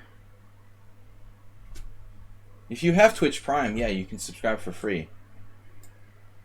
Unfortunately, like, a lot of our viewers are maybe like from countries where there is no Twitch Prime. Like, I live in Hungary, and I don't think that like Hungarians even have access to Amazon Prime. I do because I set up my Amazon account when I lived in the United States, and I still have the same account. But if you can and you do have Twitch Prime, yeah, you can get a free Twitch subscription somewhere. But again, like, Amazon is supported in all countries.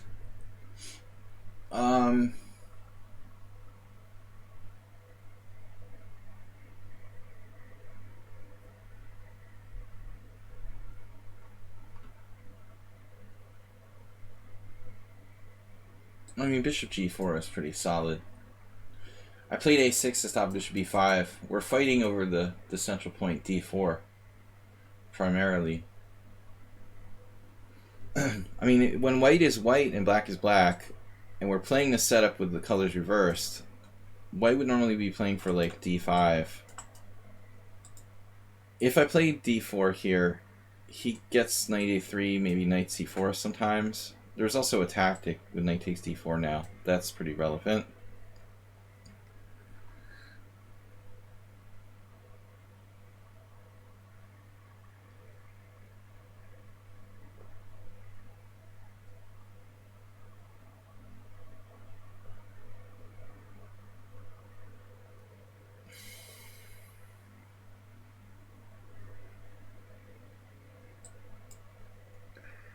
So I can't play d4. In this case, it would just lose a pawn. Knight takes e2. Bishop takes e2. Knight takes e2. Yeah, that's cool, Super Chess Pro. Good idea to point that out, though. Thank you for that. I'm going to try to take the rest of these challenges, but I don't think I'm going to get more than that. That's the max I can play. I don't even know if I'll get to all 4, because these games take quite a while. I've only got 45 minutes till time is up per today. We'll be back tomorrow night. By the way, I do want to point out that we have a team here on lichess called the Panda and Horses team, and I kind of have to play. I feel like I have to play knight f6. I mean, technically I don't have to play it, but f6 is really slow and weakening.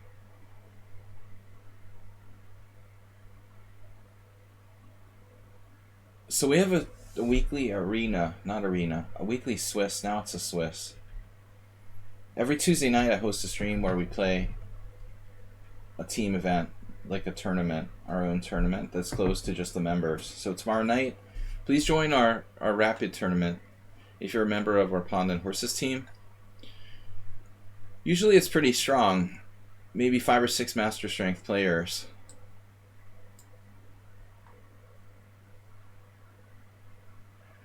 So Dracofire here playing essentially the Nimzo Larsen. It could also be maybe an English defense with colors reversed. But it's basically a bird's opening with f4 and b3. That's the Nimzo Larsen. So I've taken time to play a6. It's kind of a slow move.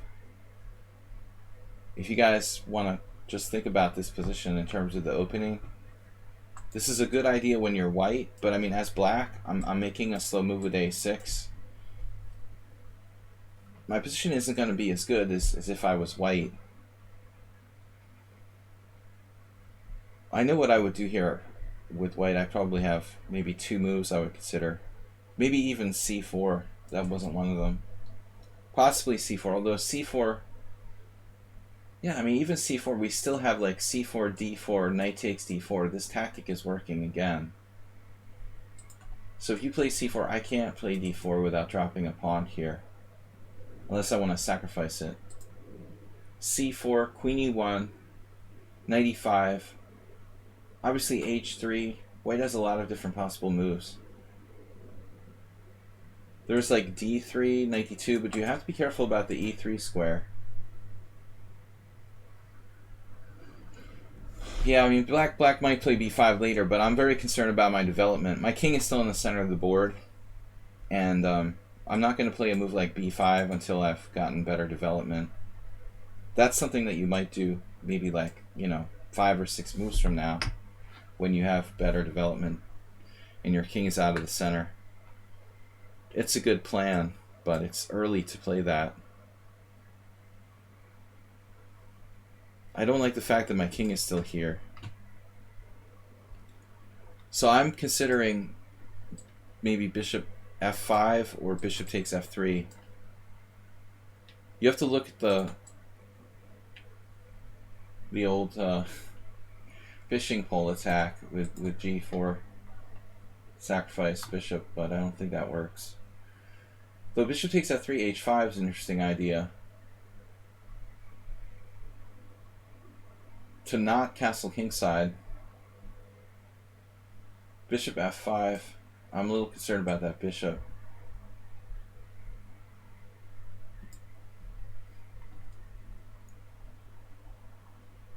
Now I'm weak on the white squares. He has a jolly joker bishop, very strong piece, not compensated on my side. So I'm going to have to be very, very careful about this. I mean, objectively, it might have been safer to play bishop h5. I don't know, or bishop f5. But I have to deal with g4, and my bishop is kind of sketchy. Outside the pawn chain, I don't know what white's considering pawn takes pawn here. That's really bad. Nothing to think about. I don't see the point in rook takes either. You have to play bishop takes. The bishop is on a normal square there. It's basically fianchettoed. Extended fianchetto of sorts. What's like a totally standard Queen's Indian. This is an abomination. This is a terrible move by white. Bishop takes f3 is just excellent. There's no reason to be fancy here with g takes. I mean, I do appreciate people trying to be creative and thinking outside the box, but in this case, this is just going too far. There's just no reason for him to wreck his pawn structure.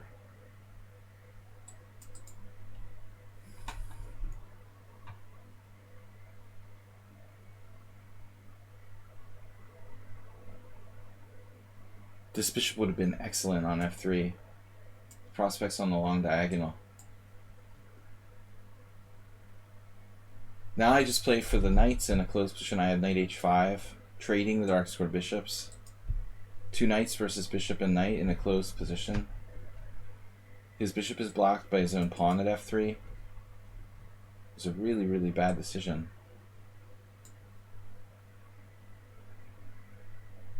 Perhaps I should have castled there. But I don't think knight h5 is a problem. It's actually a really useful move.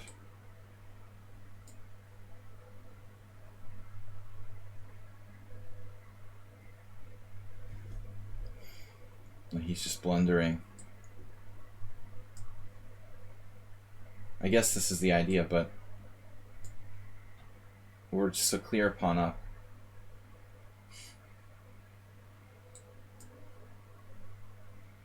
I mean, this is crazy. Drakfire is on tilt. Chess tilt.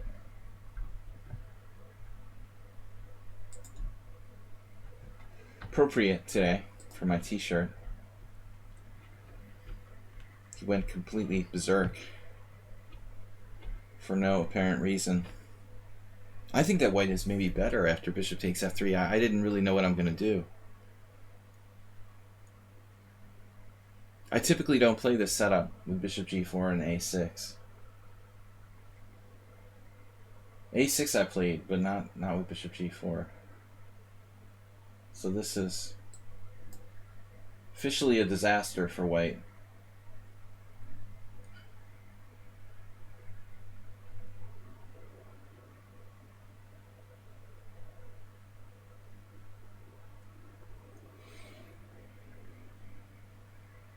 No good square for the knight.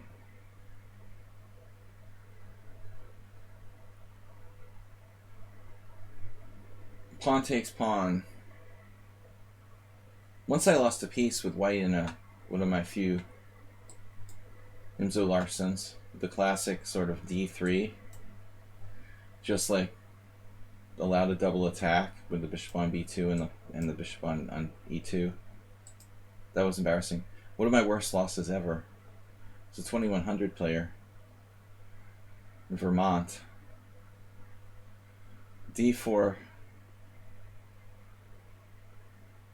So here I can actually do it, like knight e4, queen e1, d3.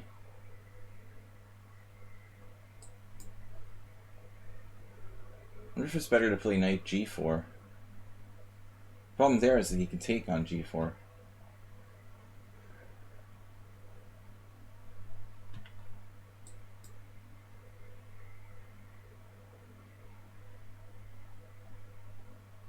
Giving him a little bit of a chance here.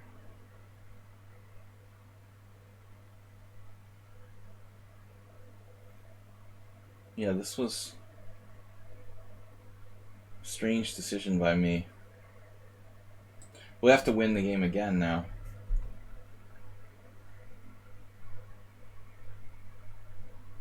That's a blunder. But he can just simply take on d3.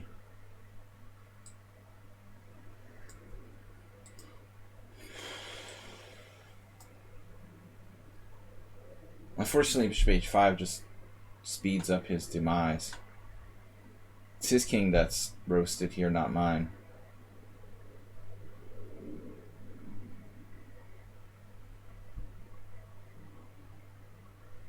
Yeah, but it was a terrible blunder. I don't know what I was thinking there. I had some hallucination. Probably I should have played knight g4 in the first place in this position.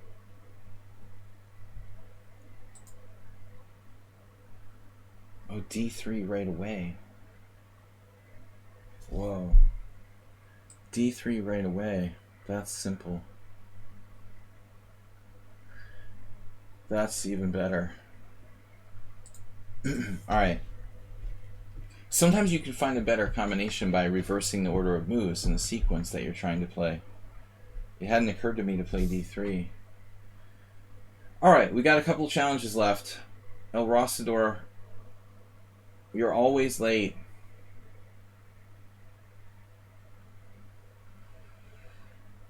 El Rosador, still a subscriber?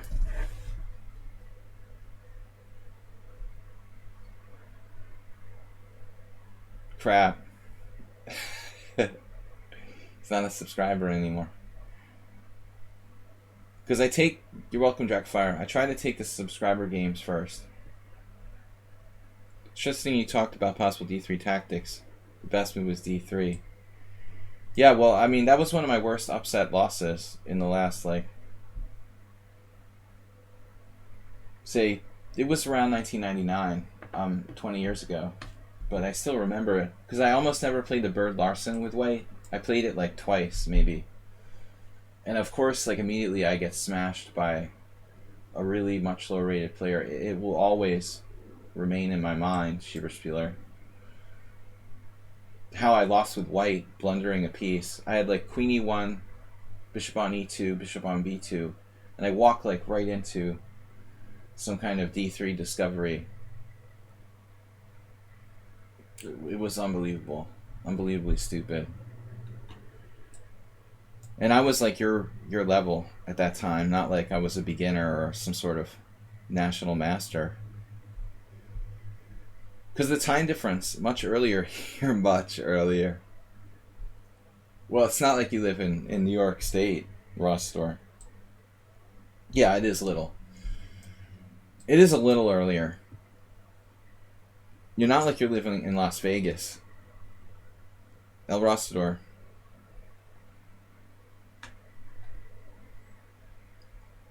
In the last game, why not castle long and attack half open king? Well, absolutely possible, right?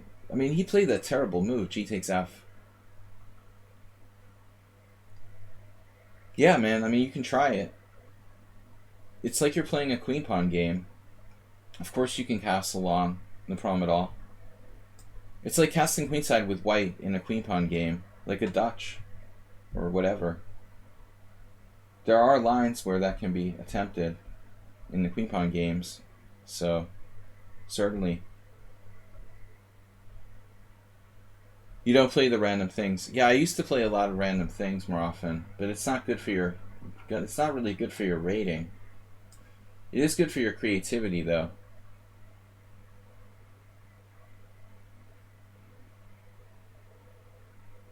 I used to play almost like, well, these were like club tournaments. This wasn't a club tournament I lost in, though. It was some local. No, it was like a state. It was an open. But I used to play like everything. I would pretty much play anything. B3, F4. Not too many games of those, though.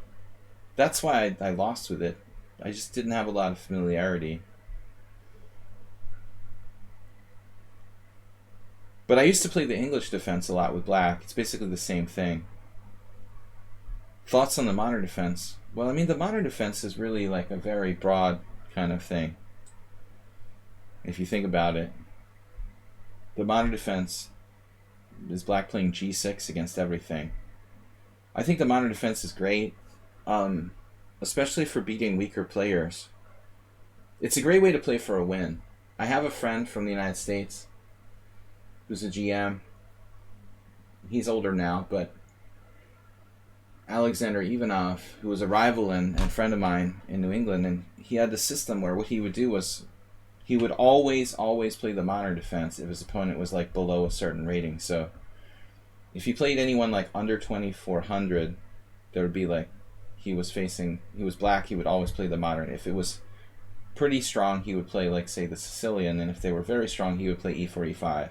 I mean, the modern is a great way to play for a win as black against anybody, but it is risky. You have less space. But I think it's a great opening. You know, you really have to know what you're doing. Yeah, I mean, I think the King's Indian is a lot more... Well, let's say it this way. I think the King's Indian is a lot less flexible than the modern defense. You're committing to put your knight on f6. The modern defense is very useful against players who play like d4, but they're afraid to play e4 particularly. That's a great move order to play like d4, g6. Those people who can't play d4 and e4, the people who play the London system, like the modern is great. If they play d4 and you play g6, now bishop f4 makes even less sense. So I think the weaker the players are, and particularly against those players who don't know how to play e4, the modern is excellent. But even against, you know, good players who play e4, because that's the critical test. You know, you play g6 while he plays e4 and d4, and you play g6. But it is the ultimate hyper-modern opening. I mean, maybe, okay, the Alekhine defense is more extreme, but it's up there on the scale of hyper-modernism. It's not easy. You're going to have a little bit less space. But if you're looking for an opening where you want to play for a win at all cost, I mean, I think that the modern is an excellent choice. So e3 is a good move.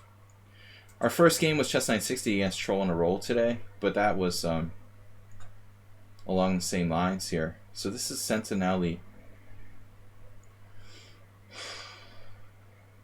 The problem is White is going to shut us down with this d4 now, so we've got to be very careful.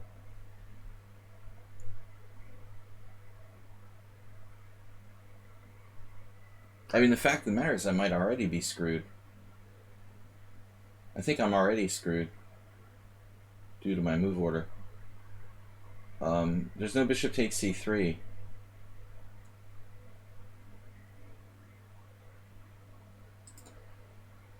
I should have considered playing bishop takes c3 here. I played that against Pop G in one of the stream team battles.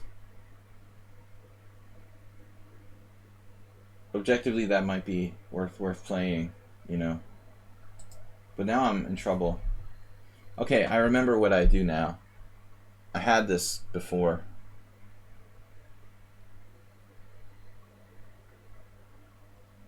I kind of gave up playing these symmetrical Englishes with queen d7 so early, but I guess this is the lesser of the evils. I suppose I could consider taking with the pawn on e5.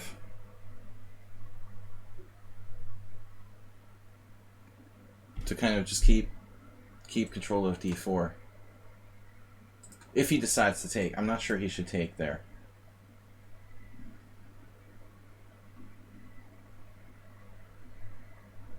If I don't play this move, I'm completely structurally, spatially screwed.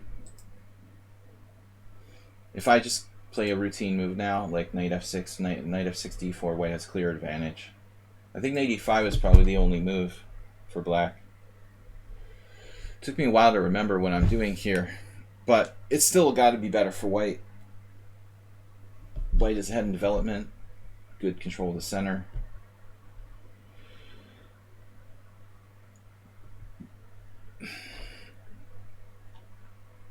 Yeah, Asterbate gets depressed sometimes.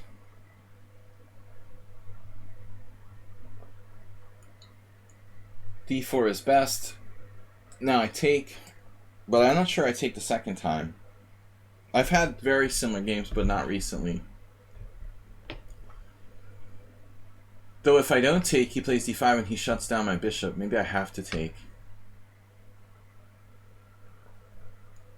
Take and play rook c8. It's not that bad. You know you have a great opening when you're like, oh, it's not that bad.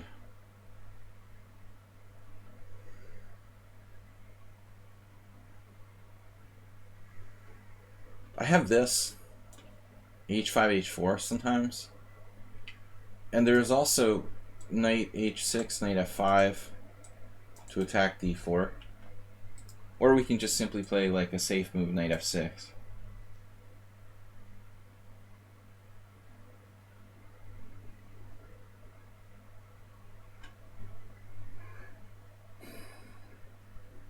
Knight f6 is, well, as I said, it's the safest move.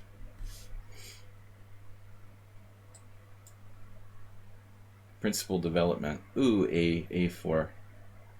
Sentinelli. So he's down to his increments and playing a hyper-aggressive move. That's weird, isn't it? Wow, a4.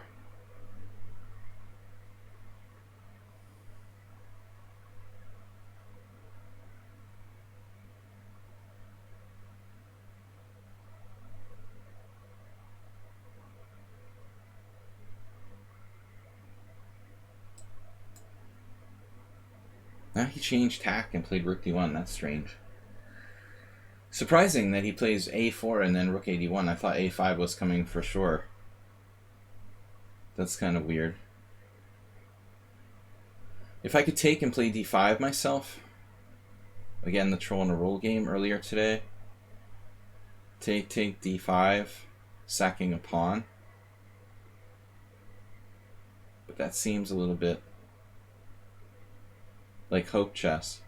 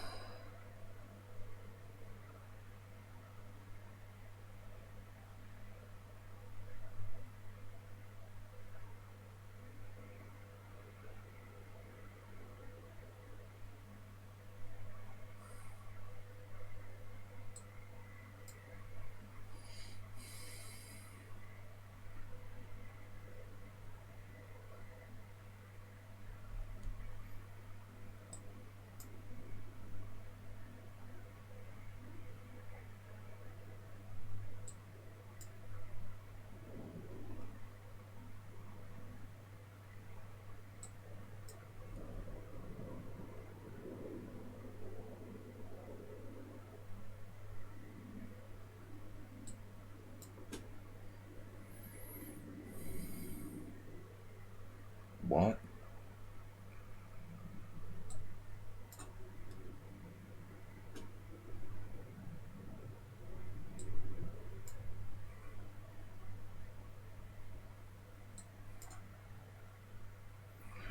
Yeah, I mean, he's played a great game. But he went a little too far with the king move.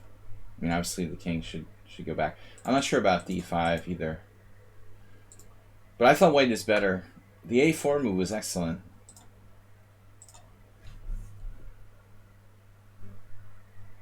I didn't know what to play here.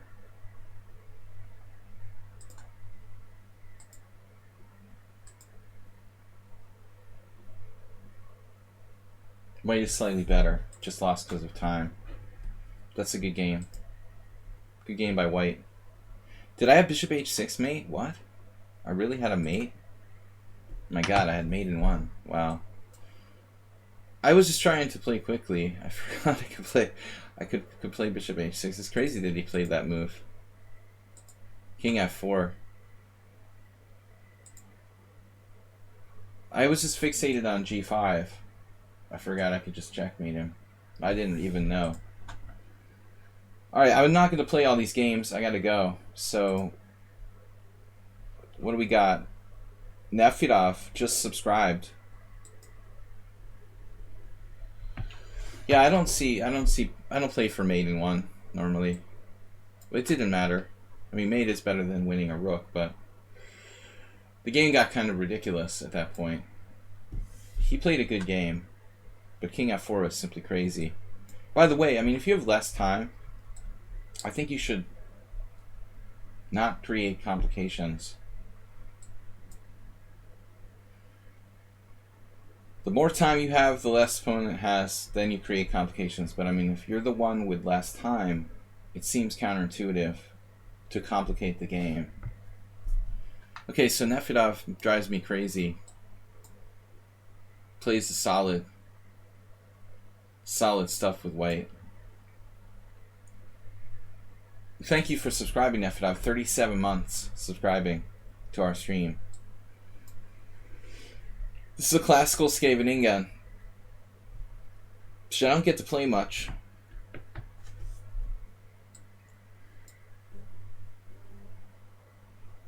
The modern Scheveningen is where you play a6. It's kind of like a Najdorf. Let's see, knight d4, bishop d4, e5. Take.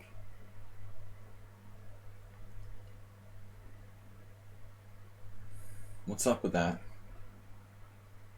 Knight d4, bishop d4, e5. Take. If knight b5, queen b8. If queen g3, bishop c5. He hasn't played king h1 yet.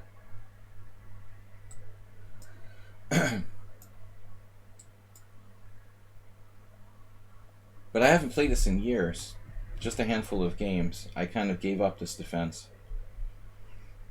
Not because of this variation, but other things.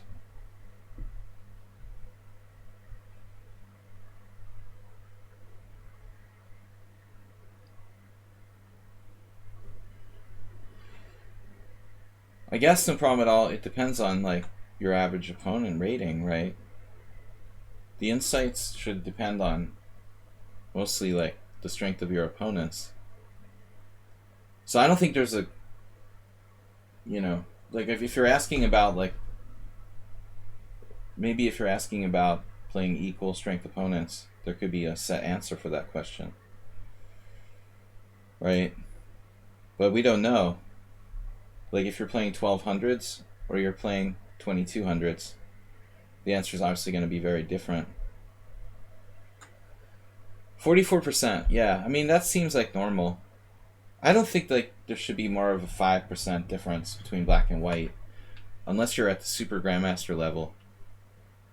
There really shouldn't be that big of a difference, would be my opinion. This is a standard Nefidov Scheveningen with white. Taking with the rook.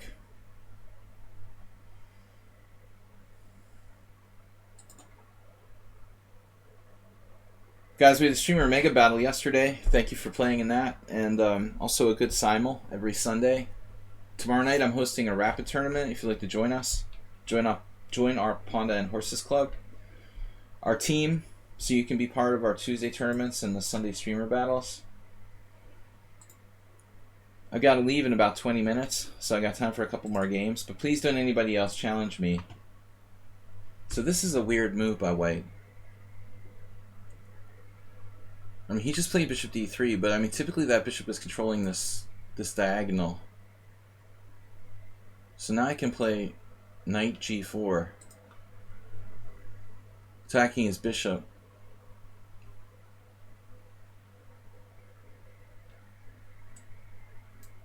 Just like he's hoping for that.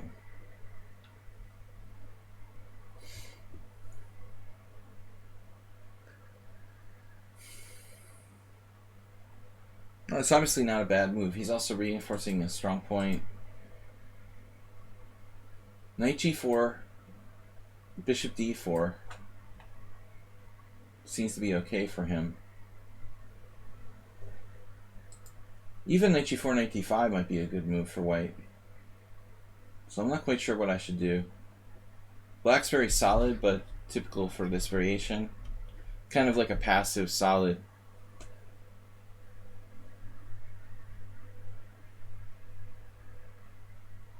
Solid passive. I want to get a dark square blockade if I can. And I can consider knight g4, bishop d4, knight e5, knight d5, bishop d5. That's the problem. Knight g4, bishop d4, bishop f6 is interesting. Could be all sorts of problems there. Rook takes g4. No. Bishop f6, knight f6. Rook f6 with an exchange sacrifice.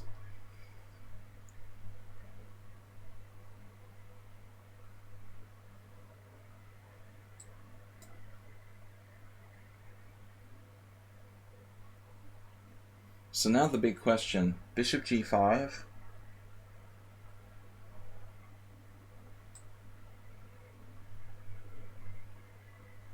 Maybe that loses. That'd be embarrassing. I don't think so.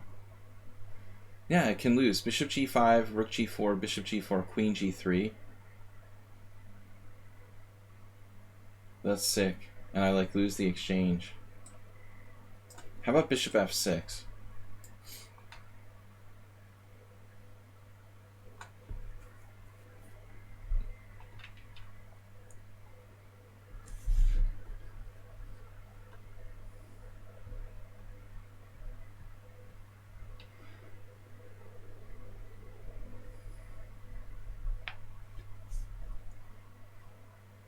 Trading off his best minor piece. He hasn't played a prophylaxis king h1. b2 is weak. I have checks on b6. There's speculative exchange sacrifice like bishop f6, knight f6, rook f6, but that's very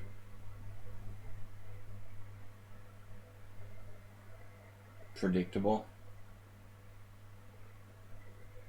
You can look at it. Bishop f6, knight f6, rook f6, pawn f6, queen g3 check, king h8.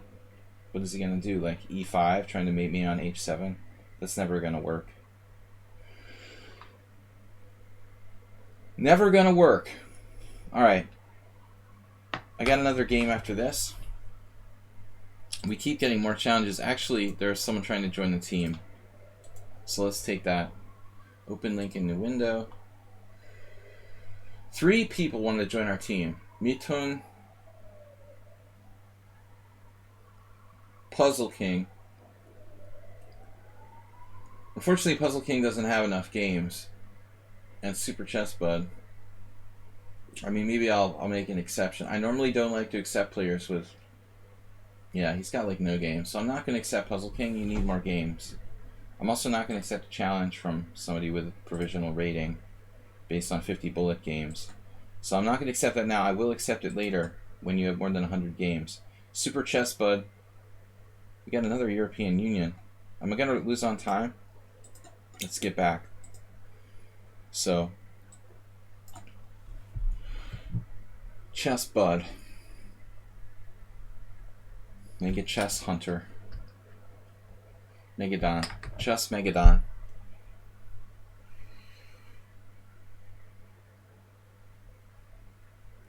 Not very exciting, but very solid for black. He can't sack the exchange here.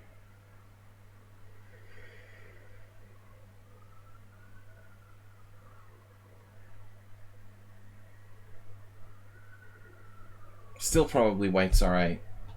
He has a certain amount of space, but he has to be careful. This pawn. His king. What I try to do is to get good knight versus bad bishop endgames. If he plays knight d5 at some point, we're going to take it with the bishop and play with knight versus bishop. It's a classic plan in the Skaveningen. We try to turn his bishop into a pawn, where he has a lot of pawns on the white squares. Make it like a ghost.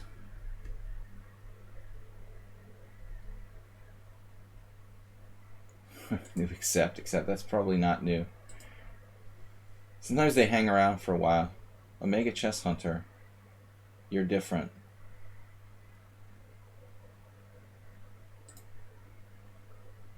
Alright. See, the thing is still there. The notification is still there. Now it's gone. Alright, Nefyadov, where are you?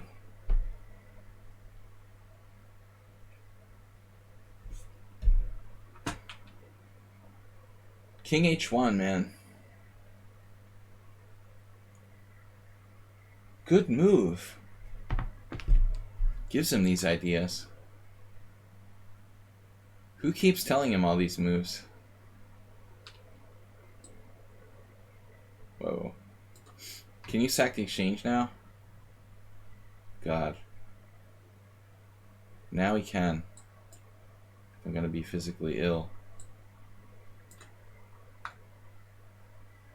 I'm still skeptical.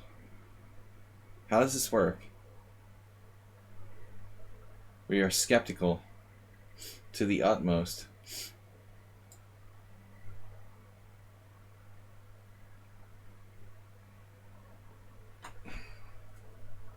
I did kind of box my king in there.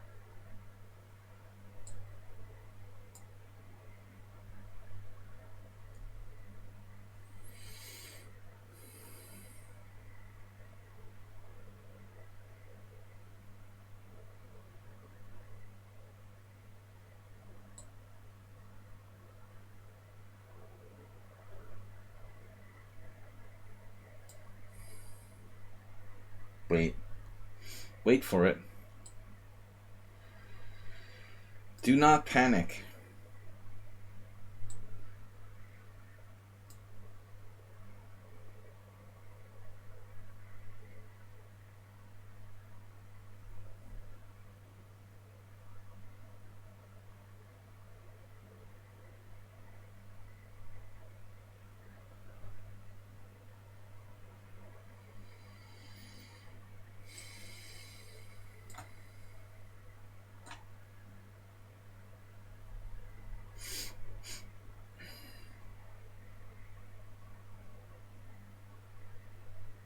Yeah, I mean, I'm better. Maybe I'm not winning, though. I don't know. He doesn't have enough. Good try, Nefyadov. Alright, so maybe my last game for today. Since there are no other subscriber challengers. Mitun. Sounds almost Hungarian. From India. Nefyadov, thank you for the game, sir. Knight f3, game over. It's much better than the English opening. We're like preventing e5, obviously.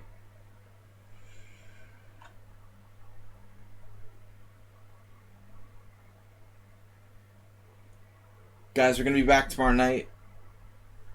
Hopefully my eyes aren't as itchy. What I'm allergic to. Alright. Mitun. Reverse Grunfeld. Do you play the Schieberspieler or no? What's your move order? I don't know what you play with white. You're not playing c4, are you?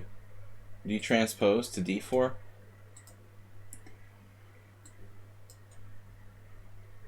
I do like the English, but fundamentally it seems like knight f3 is better. Like c4 e5 should be equalizing.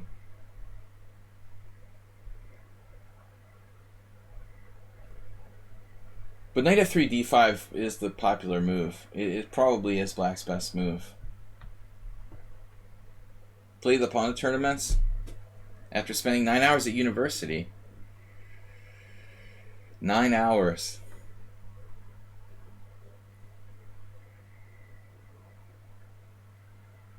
Schieberspieler is going to get an education. He's not going to grow up to be a professional chess player. Good for him. c4. Knight f3, d5, d4, yeah.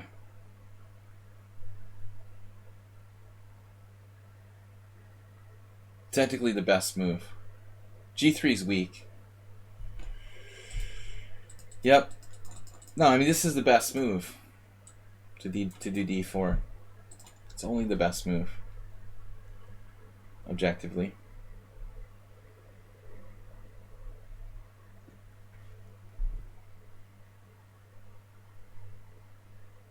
e3.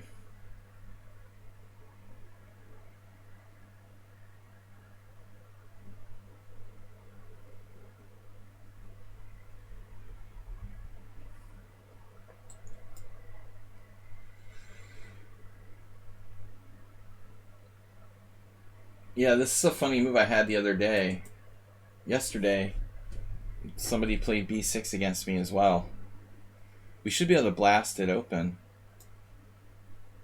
Some sort of Ironian-like pawn sacrifice.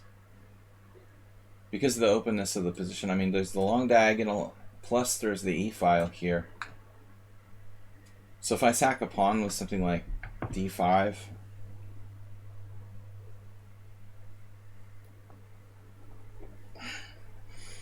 Yeah, I don't normally play knight f3 all the time, but it's my automatic opening repertoire for Blitz now. There's also this psycho-aggressive d5, e takes d, e5, which is interesting here.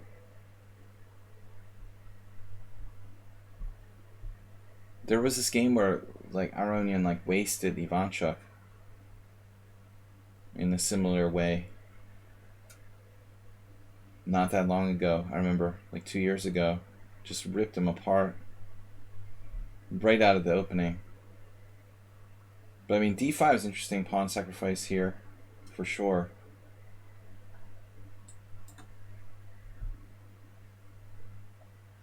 I'm trying to take advantage of this long diagonal, maybe this pin, or that diagonal, and the open file. Pro football.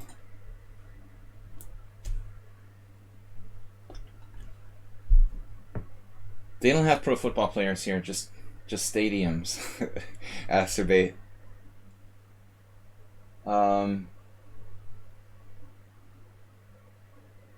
builds pro football stadiums. E takes d5. What are we going to do? e5 or takes? The e5 is interesting, but it doesn't look as good. I mean, I really want to open the position. This is speculative. I'm not sure it's objectively enough compensation, but it's interesting.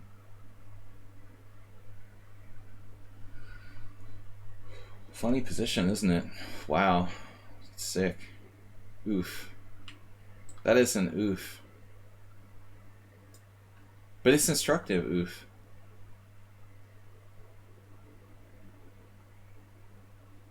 An instructive oof. I feel it's pretty strong for Wayne. So objectively, he has to do knight takes.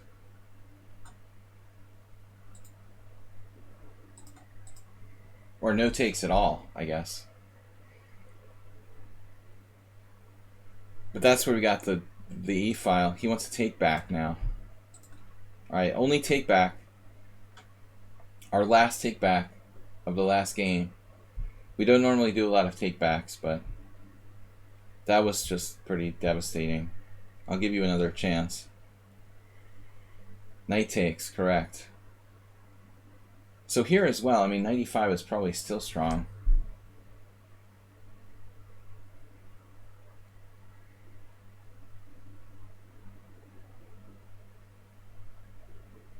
Is there something even stronger?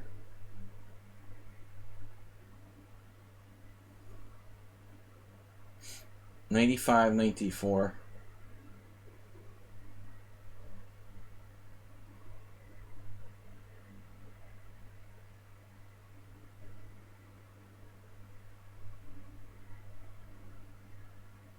That's the problem. How do I get rid of that stupid knight on d4?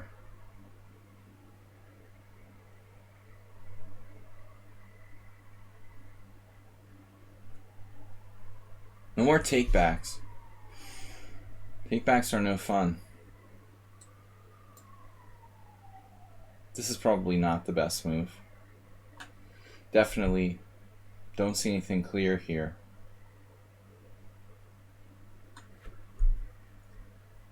But still he has some problems with the long diagonal. I mean, even if we trade queens, black is still in danger.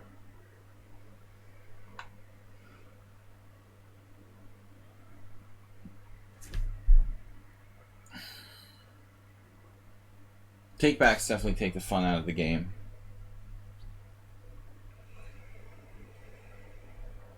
Yeah, so rook check helps black develop. What if I just take? How about an endgame? Black's holding on now. He's got to be happy to trade queens.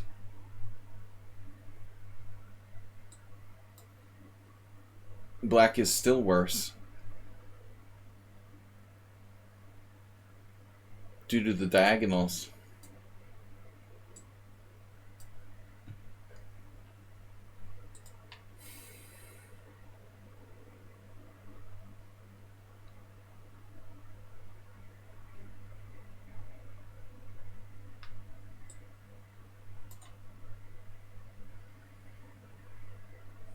It's funny though. It's hanging on. Funny, haha.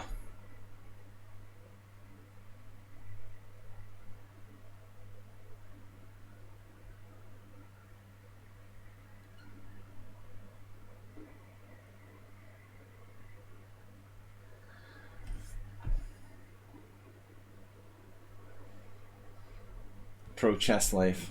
Well, I mean, it's really the best bonus of the pro chess life is when you meet a girl and you tell her that you're a pro chess player. That alone makes it all worthwhile.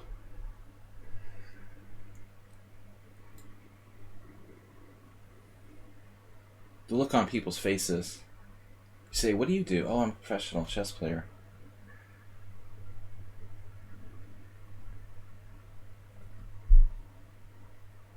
Tactics again. I'm the master of tactics. The only problem for me tactically is that I don't see one move threats for my opponent. Other than that, like seeing mates in one and when like one of my pieces is hanging, something like that. Other than that, I'm good.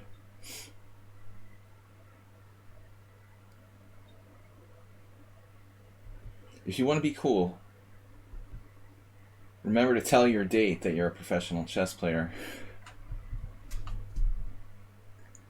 I know from personal experience.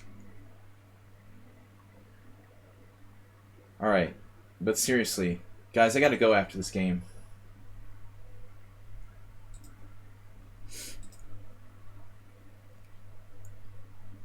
It's right up there with being like a rock musician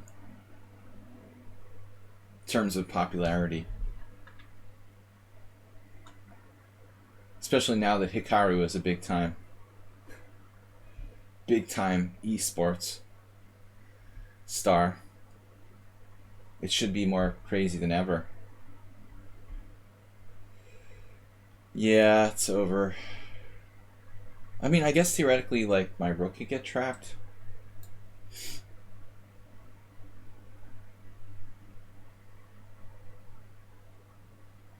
Alright, good game. Thank you for the game. Guys, we'll be back tomorrow night.